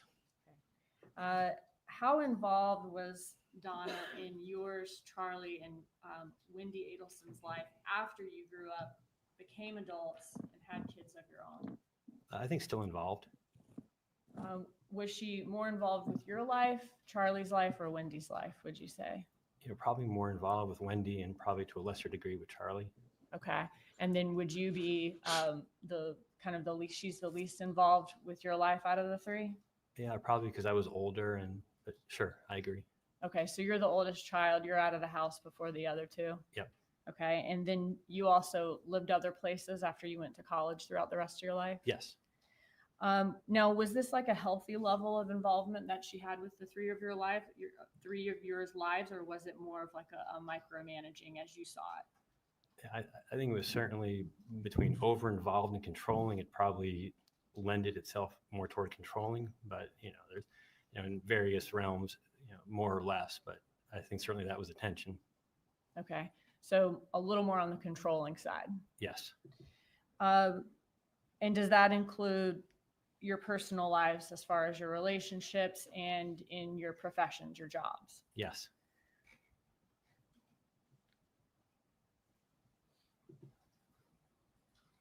Was it Charlie who always needed more attention than the other two children? I think so, yes. When did Wendy's life start becoming one that she needed to pay or give more attention to? You know, I think when she had some troubles in her marriage, you know, I wasn't aware there were any troubles in her marriage until Wendy left. But I think around that time when she had two young children, I think that was when she became more involved. And I was, you know, at that point living, you know, pretty good distance away. Okay. Were you living in Philadelphia at the time? Yeah, but first in Philly and then in New York where we live now. Okay. And so Charlie always got a lot of attention, and then Donna also started giving her attention also to Wendy's life once Wendy starts going through the separation or divorce. Yeah, I agree. Okay. From your interactions with Donna Adelson through your whole life growing up and even as an adult, would you describe her as someone who's mentally sharp, thinking about things from all angles, or is she someone who's a little more gullible? Yes, sir. Okay, this is getting into opinions about people's, you know, personality and things like that. Normally, witnesses can't give opinions, particularly on things that are, you know, are arguably not relevant. You can, there are certain things called lay opinions, but this one seems to be probably a little objectionable. And you know what his opinion is of his mother's personality is largely irrelevant to. It's interesting. I'd like to hear the answer, but I don't think the rules of evidence really allow it, because remember, this is a criminal trial, and we're supposed to keep things limited to the things that are really directly relevant on the issues at hand. So that's what they're talking about at sidebar. There was a pretrial hearing and a ruling on this, because it's obvious this witness doesn't like his mother. He thinks she's a killer. He thinks she's a heartless, ruthless, cold-blooded killer. I'm sure he doesn't have a lot of love for the other killer members of his family either, or the ones that he believes are. And so the defense is trying to keep his opinions reined in so that the jury makes a decision that is not based on what this son thinks his mother may have done. Now, if he's got some kind of direct evidence, if she's made some statements to him, you know, things like a confession or things that are contradictory to things she said to other people, you know, that would be interesting to know. But I'm still very skeptical of just how much mileage they can get out of this guy. He certainly is telling us about all the family dynamics, and my heart goes out and breaks for him, actually, because I see what's happened to his family. We all look back on our childhood and our lifetimes, and we all like to, you know, none of us want to think about, you know, our parents could be contract killers. I mean, that's just like obvious. And so I do feel for the guy, and I'm sorry he's here. And I hope they didn't bring him down here just to have him give, you know, his opinions about personality types, but we'll see.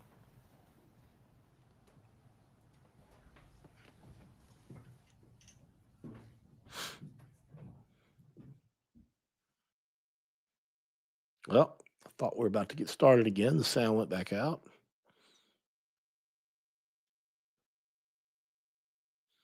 And the other thing is, we got people all over the world watching this trial in various ways.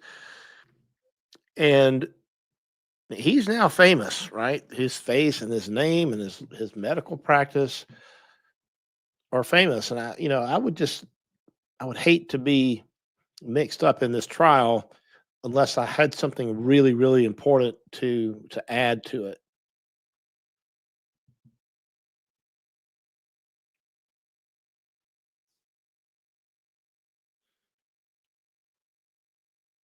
I mean, he really should be limited to factual testimony, not opinion testimony.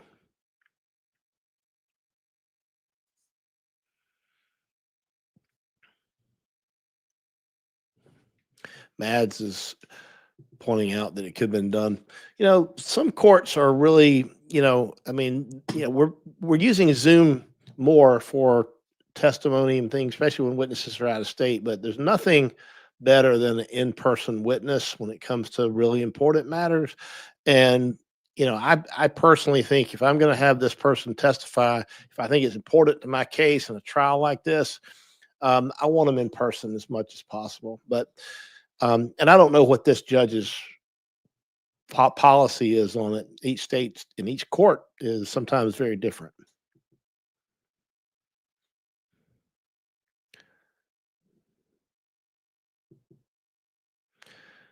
That's the other thing. If he is estranged, if he's not having any contact with them, what can he really add? Yes, Edward, I agree. He doesn't seem to be thrilled about being here.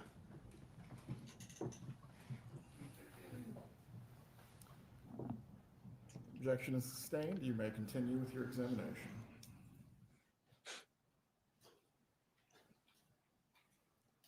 Were Charlie and Donna Adelson dependent on each other or pretty independent from each other? I would say opinion. I mean, Charlie was probably somewhat dependent on my mom to help him out with organizing stuff, his dental practice. I think he probably relied on her a lot. Okay. And you mentioned the dental practice. When you were growing up, who owned the dental practice? My dad. Okay. And throughout your life, was Donna Adelson in charge of the money at Adelson Institute? Yeah, I wouldn't know the inside workings of it, but I always remember my mom like signing the checks and writing the checkbook at the table, like when I was back in middle school or high school. So. Okay. So even back then, she would do some bookkeeping or payroll type things at home. That's my memory of it. Okay. And then did the dental practice, you said it obviously started out at Harvey's. Do you remember a time when Charlie Adelson took over? I remember my dad making a joke about him having a very understanding boss because Charlie was now his boss. So. Do not testify to what others have stated out of court. You may testify as to your knowledge, but not what someone else specifically said. The objection is sustained. You may continue. I understand you were telling us how you remember that, but can you just tell us around what year do you remember that happening? Around 2012, Charlie purchased the practice. Okay. And then was there a time that you remember Charlie somehow selling it back to Harvey? Harvey Adelson is then becoming the head of the practice again. I will permit you to answer the question if you have knowledge of this matter.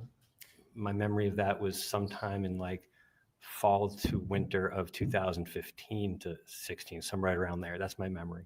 Okay, so fall to winter of 2015. Turning into 2016. That's my memory. Okay. Now, you mentioned Donna Adelson doing payroll at Adelson Institute throughout your life. If someone were to ask Donna Adelson, or if someone asked Donna Adelson to do something, is she the type of person that just snaps to it, or does she have some questions first? This is not going to motion. You may answer the question. No, I don't think she would just snap to and do what someone told her to. Okay. Is she the type of person who's going to have some questions if you ask her to do something? I think she would definitely have some questions. Okay.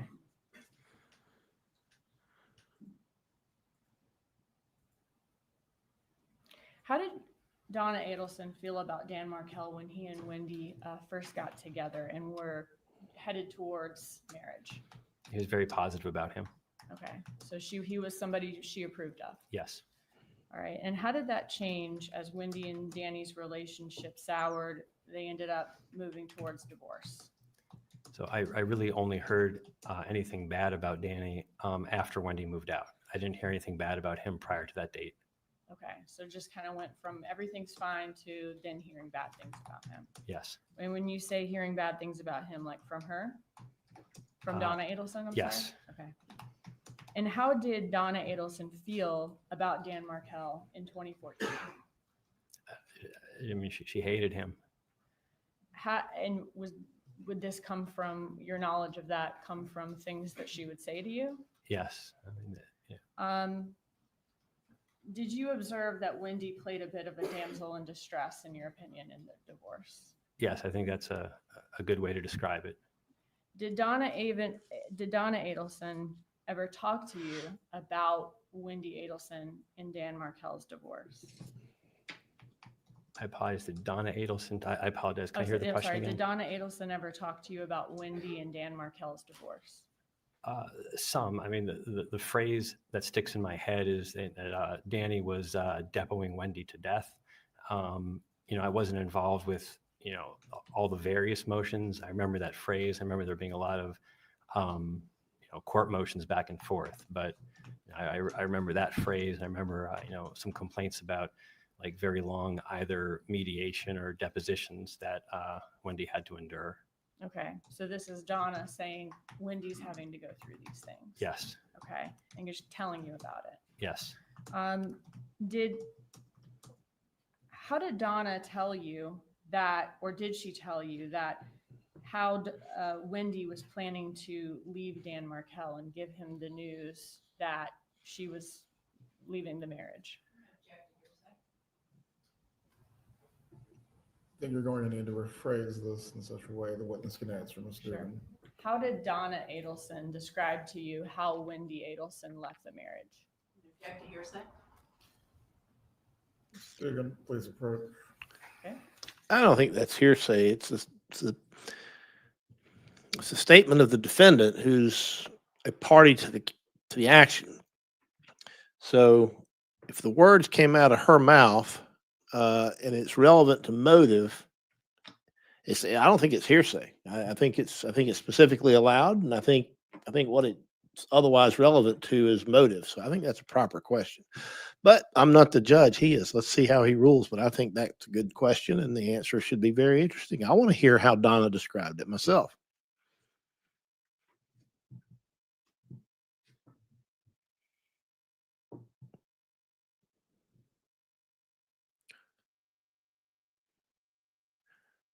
It's a little bit annoying to have sidebar conferences for every standard objection that can be ruled on in real time.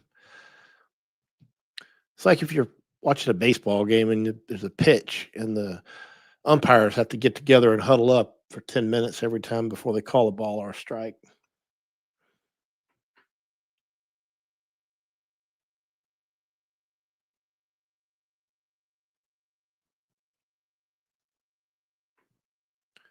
So the question, how did Donna describe Wendy leaving Danny?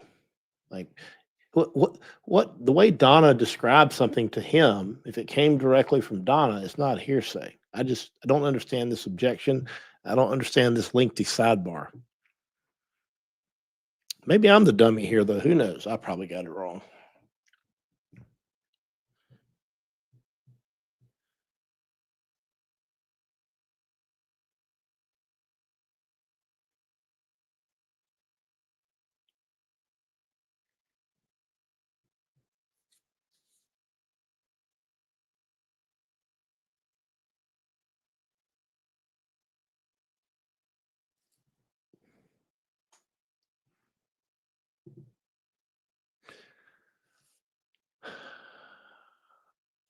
I don't know, Mark. I don't know. This guy's presence on the witness list, it's always been a little bit of a head scratcher to me. I'm still not sure he's moved the needle.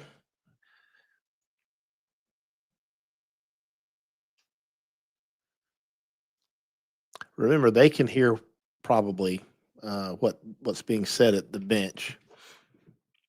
At least the witness can. He's close enough.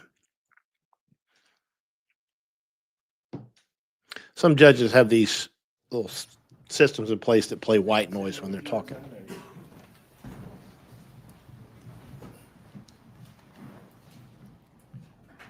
What did Donna Adelson tell you about the plan for Wendy Adelson to leave the marriage? Sure. When she told me that when that she had been in Tallahassee for several months. This is Donna Adelson had Yes, been? that she had been in Tallahassee for several months, renting a new place for Wendy, arranging for movers, moving money around and getting things set up. I only knew this after Wendy had moved out, but she was relating to me what had occurred over the summer. And so I heard this all at once, but probably 5-6 days after Wendy had moved out, and then told me that the somewhat gleefully or pleased that they timed the phone call to Danny right before he was supposed to give a speech at the meeting he was at. Okay. So a couple questions about that. You said Donna said that she had been up here in Tallahassee moving money around and getting things ready for Wendy. Do you mean for when Wendy moved out and needed a place of her own? Yes. Okay. And what did Donna tell you that she did to try to, I guess, hide the fact that they were renting a place for Wendy? I remember her saying she had used her maiden name so there wouldn't be an Adelson up here renting, or hiring movers or such. Just so like word of mouth wouldn't get around that Wendy Adelson was renting an apartment, something like that. Sure. Okay. So they used Donna's maiden name. Yes. Donna did. And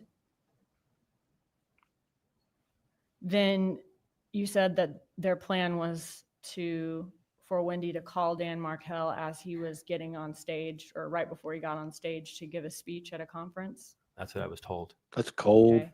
And what was Donna's demeanor when she was describing this plan to you about how she was able to set up this place for Wendy to live in? Everything was ready for her, and then this is how she gave Dan the news. I think she sounded. Donna's the one that gave the news? If not, then I believe the question was, what was her demeanor? You may Yes, sir. answer the question. She sounded pleased to me. Explain. Did you ever see Donna Adelson doing anything to help Wendy Adelson with the divorce? I think she was, answering a lot of emails and looking over, emails that went back and forth, looking over motions and such. Did you personally see that when she was visiting you? Did you see Donna Adelson doing those things? Yes. Okay. Was there an occasion when you all were in the hospital and Donna came to visit and was doing those things in the hospital? I think it was at our home at the time, right before he went to the hospital. But yes, that's where we, saw the email. Okay.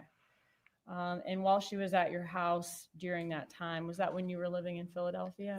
That was in Albany. Albany. Okay. Did she want the Wi-Fi at that time so that she could get on the internet and work on these filings? Yeah, she said she had things to do to help out with the divorce. What date would that have been? Do you remember? October of 12.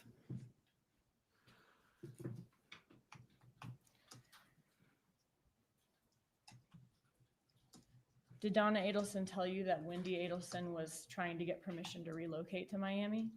Yes. And did Donna Adelson tell you about the $1 million bribe she wanted to offer Dan Markel? Yes. During the year or two after Wendy Adelson left Dan Markel, how much time was Donna Adelson spending in Tallahassee? From personal knowledge of her being there. You may answer as to your personal knowledge on the subject matter. I can rephrase, Judge. Did Donna Adelson tell you information about how much time she was having to spend in Tallahassee? She said that Wendy needed a lot of help because now she has 2 boys on her own, and so she was up there a lot. And I think yes. Okay. Who cared more about Wendy Adelson's divorce from your conversations? Was it Donna or Charlie? Objection. Donna. What types of things does Charlie care about? What are kinds of things is he really into? I mean, like go-karts, jet skis, going out, boats, not Wendy's divorce. Okay. And is Donna Adelson very into her kids and grandkids and Yes. their success? Yes. Do you think Wendy's divorce or her moving, I guess, do you think Wendy and her boys moving to Miami was particularly important to Charlie Adelson from your observations? I don't think so. During the divorce, from your conversations with Donna, was she fixated on Wendy taking this job with a guy named Gary Cohen in Miami? Yes, that was a common discussion point. Okay. Did she seem like it was just something that she kind of thought would be a good idea, or something that she seemed to have a real obsession with? It came up a lot in my discussions with her about this job with Gary, where she'd be making $1 million a year and she'd be a partner. And it was something that was brought up a lot, that she'd be able to take care of her kids in a way that she couldn't up in Tallahassee. And then it was probably the one thing that she mentioned to me, the only time I heard any anger after the murder had occurred, was that I asked, is Wendy going to go work for Gary now? And she told me that. Did the job end up not working out? As far as I know, it didn't. Okay. And that you heard some anger from Donna when that happened? She said that his partners wouldn't let them hire her until they. Okay. Sorry. But there was some anger there because the job didn't end up working out. Yes. They couldn't hire Wendy, or didn't want to hire Wendy after all. That's what I was told. Okay, thank you. Now, during the summer of 2014, did Wendy Adelson, I'm going to move on to 2014 now, did Wendy Adelson send you a text where she referenced having a boyfriend? Yes. And was this before Dan Markel's murder? Yes. Why was that memorable to you? It was just unusual. Wendy, never was someone who would, share her, romantic life or boyfriends, or, tell me or, text me about anyone she was dating. So it just stood out as, unique or different. Okay. What did she, was there something in particular that she said that struck you as also unusual? Okay. I guess, was it your impression that your parents knew about this boyfriend at the time, or no? No, the text said, don't tell the parents. Well, Members of the jury, you are to disregard the last response of the witness. may I approach, Judge? You may.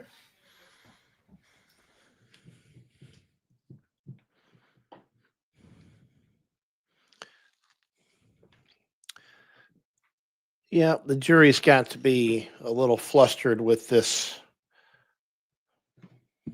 choppy. It's been a whole day. I mean, it's really not. I mean, I'm not blaming any specific side, but this trial is just not moving in a very fluid fashion. It's very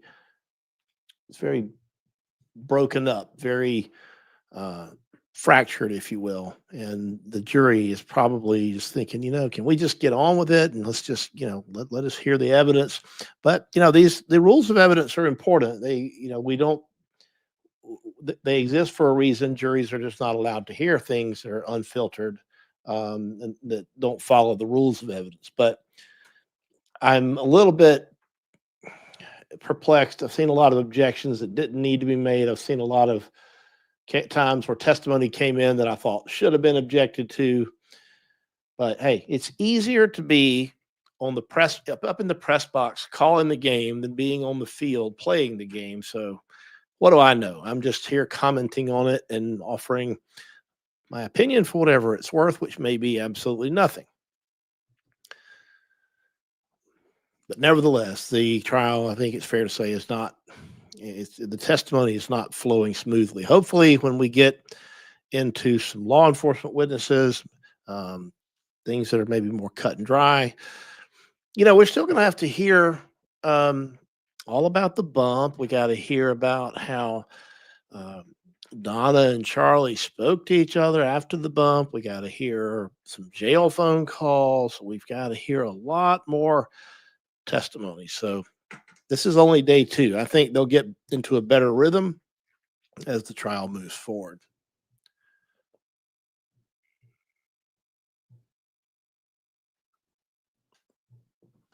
All right. So long discussion about a very short hearsay objection. I'm accustomed to judges ruling on these things like on the spot.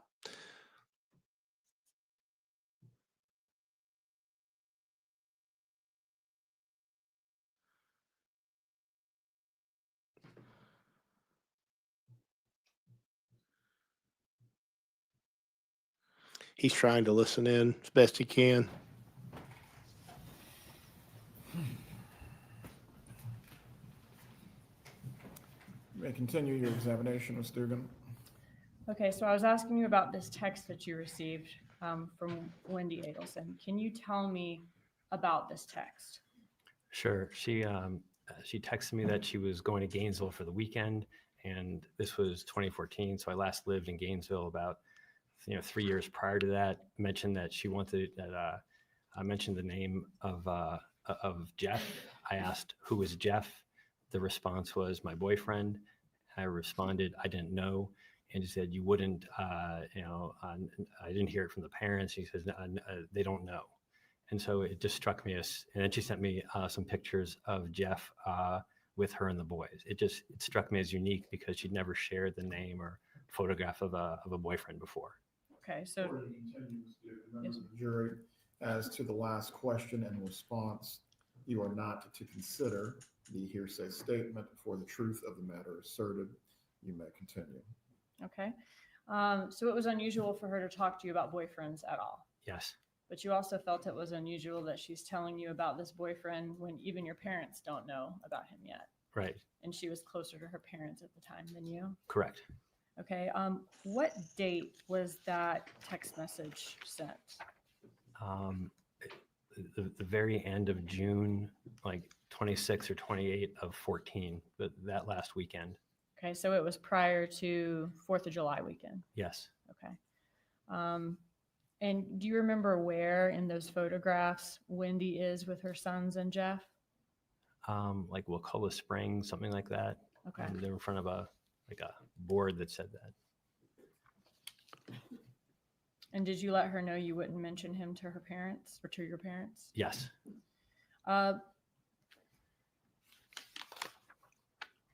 Did that strike you as so unusual that after Dan Markel was murdered, you felt, I guess, compelled to tell police, like, hey, I heard she has this boyfriend she hasn't told anybody about named Jeff?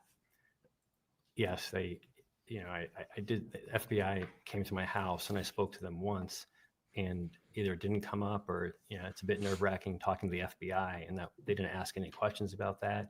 And then, I guess over the ensuing week, I'd heard about like this Prius and this unsolved murder. And I remembered, it struck me as odd that I was sent these photographs of a boyfriend and not to tell the parents about him. And so that's when I wanted to have a clean conscience. So I reached out to the FBI and I said, I don't know if this matters, but I figured I would, tell you about this. And they came back for a second interview and looked at the pictures. Okay. When is your father, Harvey Adelson's birthday? July 5. Okay, so on July 5th of 2014, how old would he have turned that year? 70. Okay, and this is about 2 to 3 weeks before Dan Markel was killed? Yes. Did your family do anything to celebrate his birthday that year? Yes, we had a party at their condo. Okay, was there a gift from the family or from any of you to him? No. I remember an email, and my dad is not someone who wants gifts or a big deal made about him. And so, the email is like, your dad doesn't want gifts. He just wants all of his kids to be with him on his birthday. And was that from Donna Adelson? Yes. So she's basically just letting know you and your kids coming is going to be his gift. Correct. And everybody, all the kids and grandkids being Correct. there. Okay. Did the family ever discuss going on a cruise? No, not with me. When a birthday gift is given for somebody in the family, does Donna Adelson typically say, we're going to get him this, everybody owes this much, everybody's going to pay a third, or whatever it is? Yeah, if there was like a big gift we're getting, or they said, we're getting this for someone, and you can be part of it, that was not uncommon. Okay. So tell us about the party you said it was at the Continuum? Yes, at their apartment. Okay. So is that like a condo building in Miami? Yeah, on Miami Beach. Okay. On Miami Beach, like South Beach? Yeah. Okay. And is it a secure building? It's very secure. It was we were staying at a hotel down the street, and there was like, armed guards, and, it was apparently there's a lot of celebrities that live there. It was a very high, very secure building. Okay. And these celebrities that lived there, were they people that you knew of? I mean, you knew who they were? Sure. Yeah. A-Rod. Did these people have kind of guards of their own too in the building? I don't know. Oh, okay. So the guards that you saw were the guards in the front. Yes. All right. Had your parents, how recently had they moved to the Continuum? I got the idea. It was certainly less than a year. Like, I don't remember exactly, but seemed like they said they were going to try living down in South Beach to see if they liked it for their retirement. And so it had to be sometime, before, because they were pretty well moved in there. But I don't remember the exact time, but if I'm guessing, like maybe 6 months before or something like that. Okay. So by the weekend of the party, July 5th, are they like fully moved into their condo there? Yes. Okay. And are they living there full time from what you know? It seemed like that, but I couldn't, I know they still own the house in Coral Springs. So I don't know if they're just there on the weekends, but I couldn't say definitively, but it looked like they were living there fully. Okay. Was his party on his actual birthday or another day of the week? No, on his actual birthday. All right. Was your brother Charlie there that weekend? Yes. Wendy and her sons, were they there? Yes. Was the party catered? Yeah, there was, yes. What type of food did you have? There were like past hors d'oeuvres, and then there was a paella chef on the balcony. Okay. Was the party a surprise for Harvey? No. So you were never told, don't tell him about it, it's a surprise, No. anything like that? Don't tell him. Were you not supposed to tell him anything about the party that was a surprise? No, there was nothing about a surprise birthday. Was there ever a time in the weeks leading up to the party that you heard that the party may be canceled for any reason? No, never. All right. So how did you first hear about Dan Markel's murder? I heard the day after the shooting occurred. So that would be Saturday, July 19. I was at a meeting in Chicago, and I think I got a phone call first, and that I was in a meeting, and so I just said I can I call you later? And then I got a text message shortly thereafter, like right before 10 in the morning. It said like, tragedy here, please call. And are these from Donna Adelson? Yes. Okay. So were you able to call her that morning from the conference in Chicago? Yeah. So I walked out and went to the hotel lobby and just hit call. Okay. And tell us about that conversation with her. So it's one of those moments that you'll just remember forever. So I remember being in the lobby of the Westin, and I assumed something terrible had happened, and but I wasn't ready for it. She said, so we just want to let you know that Danny's been shot, and they took him to the hospital, but he didn't make it. And it didn't make any sense. And I probably asked like a few medical questions, and they said they're driving up to go help Wendy, and we'll talk to you later. We can't talk now. Okay. Was she crying in that conversation? Not Donna in that Adelson? conversation. Sir? No, she was not. Okay. It was very matter of fact. Did she ever give you any further detail that weekend about how he'd been shot, or other than just Danny was shot and he didn't make it? I think it was the next day. So the only really other time that I spoke with him that weekend, I was in the airport going home, like Sunday afternoon. So it was definitely the next day. And, it was the first time I could actually have any kind of conversation. And, one of the things that she told me is, it bothered me, but I didn't have any other details about, but she said that, someone went to the front door and said, "Are you Dan Markel?" and then shot him. And then I said, "Well, how could you know that? Who's telling you that?" And she said, "Well, that's just what they're telling us." And Okay. it just, So she said someone told her that someone knocked on Danny's door, said, "Are you Dan Markel?" He said yes, and the shooter shot him. that's the story I heard. And, later we found out that wasn't what happened, but that story bothered me a lot because there's only one way you could hear that story. Was she crying when she told you that information? No. You mentioned earlier that law enforcement contacted you after Dan Markel's murder. Did they contact you to try to see if you knew any information? Yeah, they came to our house. I was already at work, and so they talked to my wife. It had to be a Wednesday or Thursday, so I was already at work. And is this your house in New York? Yes. Okay. And did you end up talking to law enforcement and letting them, answering their questions, letting them know what you knew? Yeah, they came to my office the next day, and we with 2 agents, and we had we had an interview. Okay. After that conversation with, you said it was the FBI earlier, right? Yes. Okay. After that conversation with the FBI, did Donna Adelson ever say anything to you about having talked to law enforcement or the FBI? It was either that afternoon or the next day, but and she had called me and said, just want to let you know, if the police come around, don't talk to them. Okay, so she told you not to talk to law enforcement. Whoa. Correct. Did you let her know that you already had talked to law enforcement? Yeah, I said I already did. What did she say to that? She said, "Oh, well, you don't know anything anyway." You don't know anything anyway? Correct. Was that an unusual statement coming from your mother? Yeah, it just, everything that week was unusual, but I clearly didn't know anything, but I wasn't going to not talk to the FBI if they show up at my house. How did you respond? Let me ask you this. After the murder of Dan Markel, did Donna Adelson seem curious about who killed Dan Markel? No. Was there a complete lack of curiosity? Yeah, nobody seemed curious.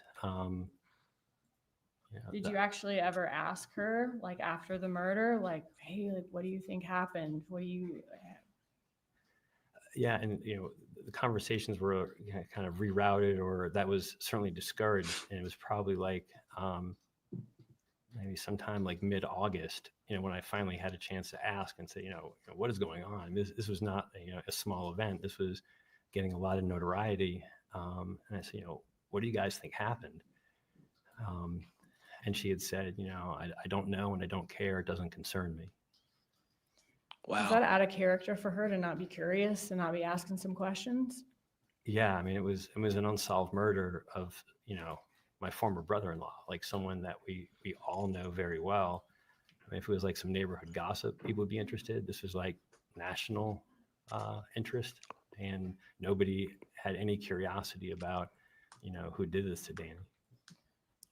Is a person, you mentioned that, not only is it your brother-in-law, but it was like national news at that point as well. Yes.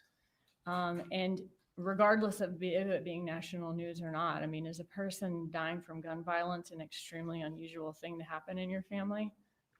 Yeah, to this day, Danny's the only person that I know who's died from gun violence or been a victim of gun violence. So it's unique in that manner.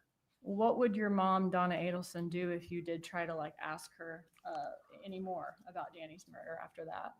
It wasn't a subject for discussion. It would be rerouted, or it was just not a subject to discuss. When you say rerouted, do you mean like changing the subject? Yeah. Okay. All right.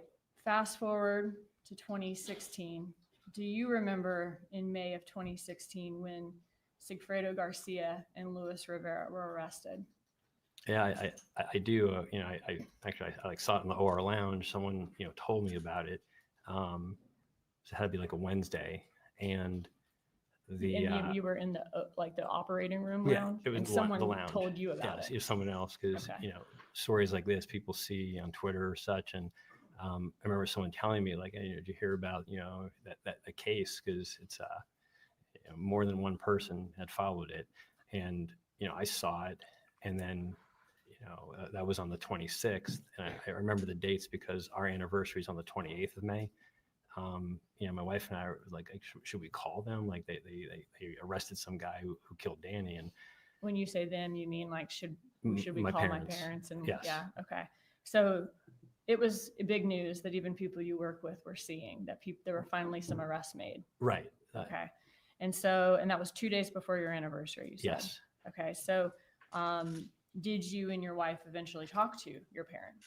We did. Like we thought, like, should we call them? And we figured, you know, they if they wanted to call us, they would call us, and then they didn't. And so we figured, well, they'll call us on our anniversary, and so, you know, we can just sit tight. And I'm sure it's, you know, pretty stressful. And, you know, this guy was arrested in Miami, and so they called us on our anniversary, which was the 28th. Okay, so that was 2 days after the arrest, I think. 2 days after I found out. Yes. 2 days after you found out. Thank you. So on the 28th, did you talk to Donna Adelson? Yes. All right. And when she called you, was she telling you the good news that Danny's killers were arrested? No, just called us for anniversary, you know, and you know, wished us well, and had some small talk for a bit. You know, I kind of let it go for a little bit, and I mean, this was not small news, and so I finally broached the topic and said, you know, they found the guy, they arrested someone who killed Danny. You know, there's no response, and you know, I said it, you know, at least 2 or 3 times that, you know, they made an arrest, they got the guy who killed Danny. Yeah, and then her response was, you know, I've got to go. Oh boy. And then did she hang up the phone after that? Yes. And did you ever talk to her about it again ever after that? No.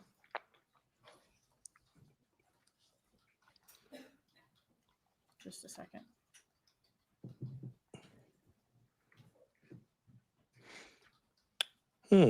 Interesting look on her face.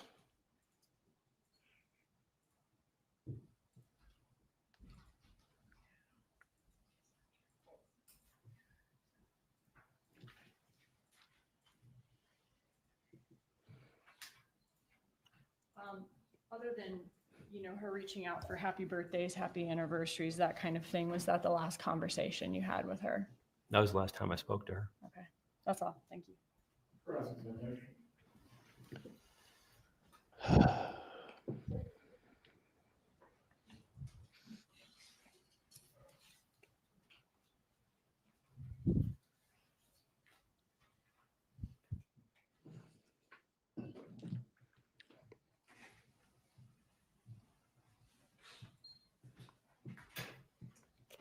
Good afternoon, sir. Good afternoon.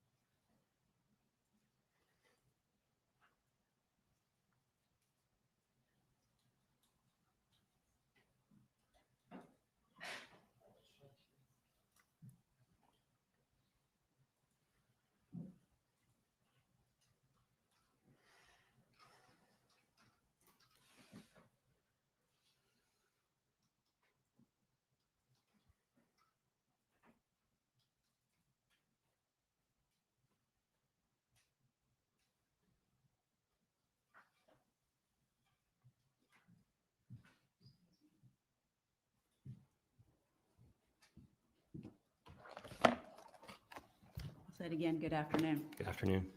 In between 2012 and 2014, how many times did you come to visit your family in South Florida? 2012 and 2014. You know, my daughter was born in October of 2012. And so I think my dad's birthday, there was a Thanksgiving, I think in 2013. So I mean, pretty much Thanksgivings were the times when we would travel, having a 1-year-old and a 3-year-old. So Sure. Okay, so Thanksgiving of 2013 and then your dad's birthday in 2014. yeah, there could have been one other one, but I remember those 2 for certain that I could swear to. Okay, and when you came for his birthday was on the 5th. You came in on the 4th, the party was on the 5th, and you left on the 6th, correct? That's my memory of it. And Thanksgiving, kind of the same thing? I mean, you got a job you got to get back to, right? Yeah, yep. And how frequent were the phone calls that you were having with your family? You know, probably less than once a week, maybe every other week, something like that.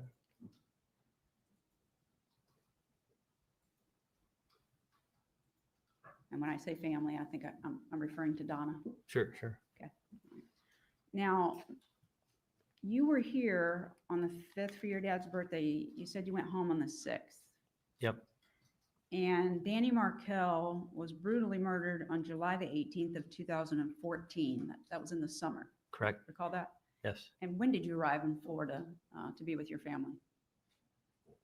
I didn't. Thank you.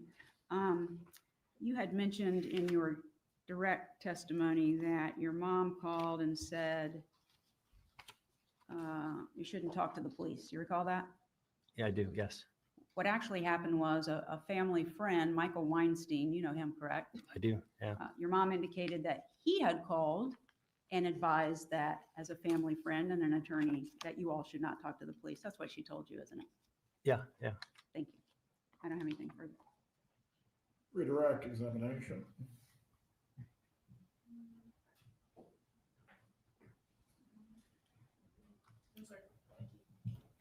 You may step down.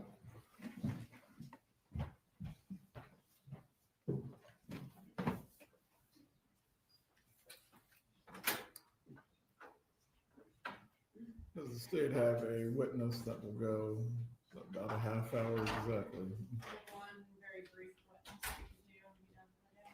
Please call your witness. They call Bill Brandon.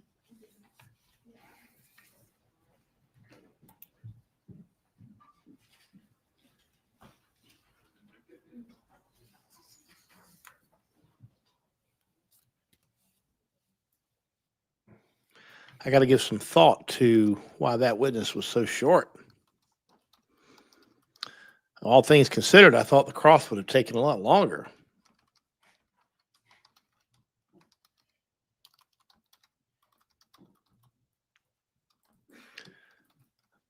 Tell you what, he did a fantastic job throwing everybody under the bus. I had questions about why he would come down and be called, but now I know.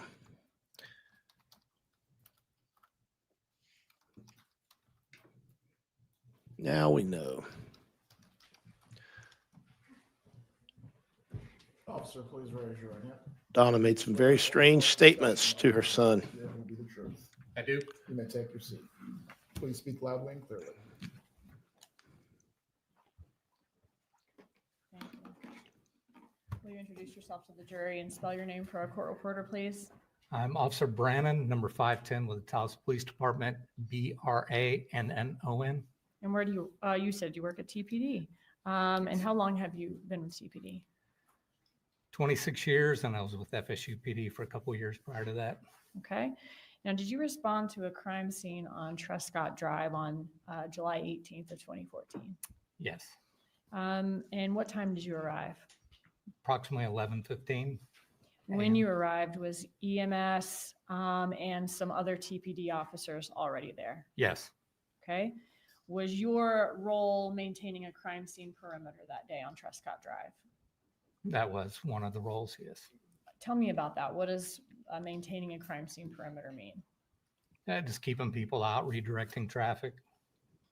Okay, so are you putting up crime scene tape then? Yes. Okay, and making sure nobody comes in or out, no cars come through? He's the one that saw Wendy at So crime where was the scene or crime near scene there. tape on Trescott Drive that you were located next to? I was a little ways north of the incident location on Trescott. Okay. I want to, and when you were next to the crime scene tape, were you seated in your marked vehicle? Yes. And at that time, looking south down towards the incident location, was there EMS and marked police cars there in front of the Markel residence at the time? EMS had already left the scene by the time I was in that position, but there was investigators, other officers, and crime scene units. Okay. And when I say marked, as in your car's marked and their cars are marked, like TPD insignia, what we would typically see as a police car? Yes. Okay. Did I show you before court today a map that is marked as States Exhibit 87? Yes. And was that map a true and accurate depiction of where you were stationed that day and of Trescott Drive and of the Markel residence on that road? I believe so. Judge, at this time, I'd move into evidence States Exhibit 87. States 87 is admitted. Motion published. I have this for you. Point it there.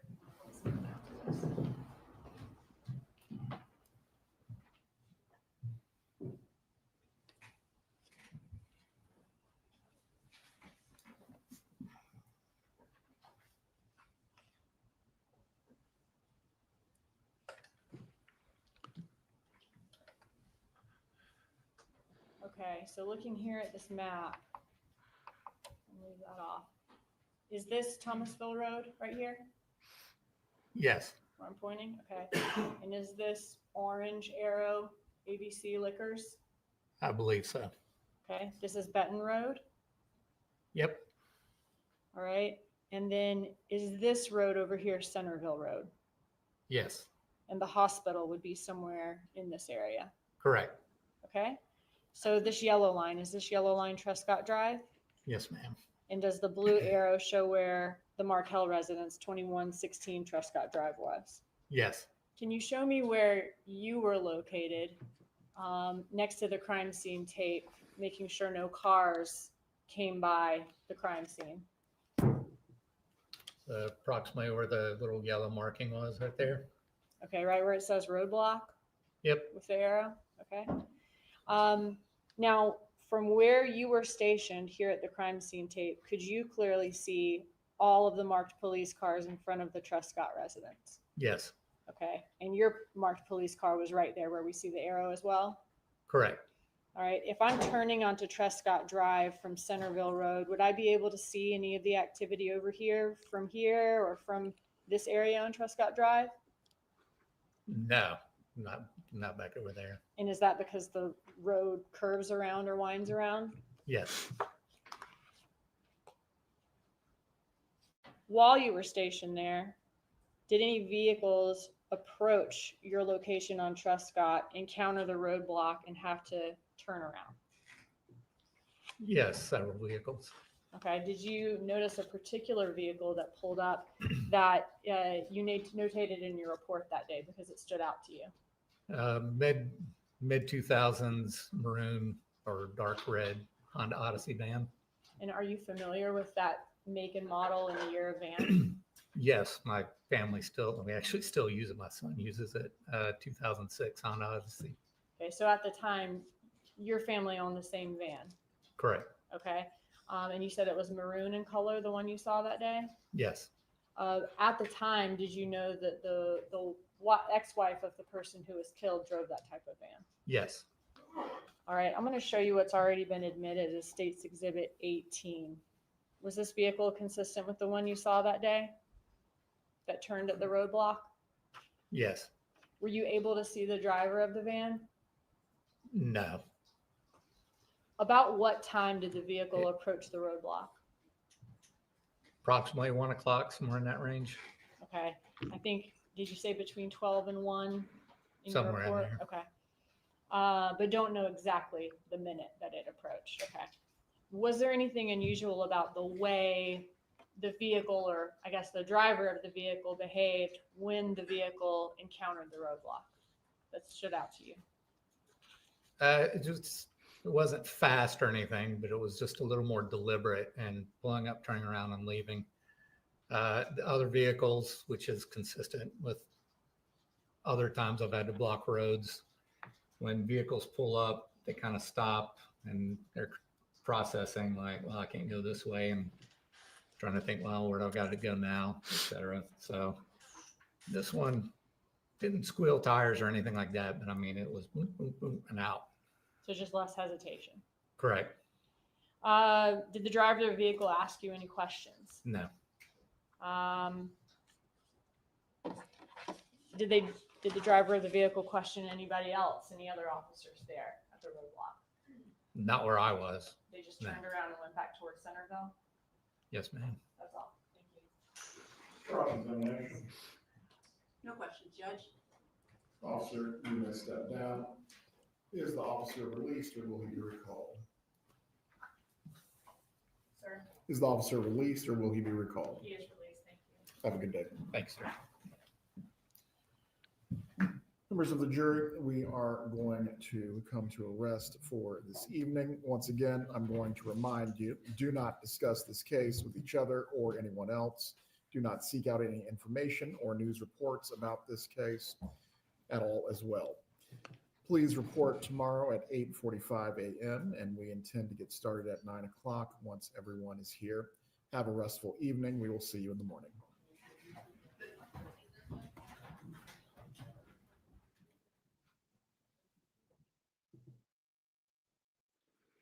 All right, we'll just stick in here just another minute. Well, I guess it's over. All right. Well, court is adjourned for today. That is day 2. Let me get my right screen here. That's day 2 of the testimony in the Donna Adelson murder trial taking place in Tallahassee, Florida. I don't know about you guys.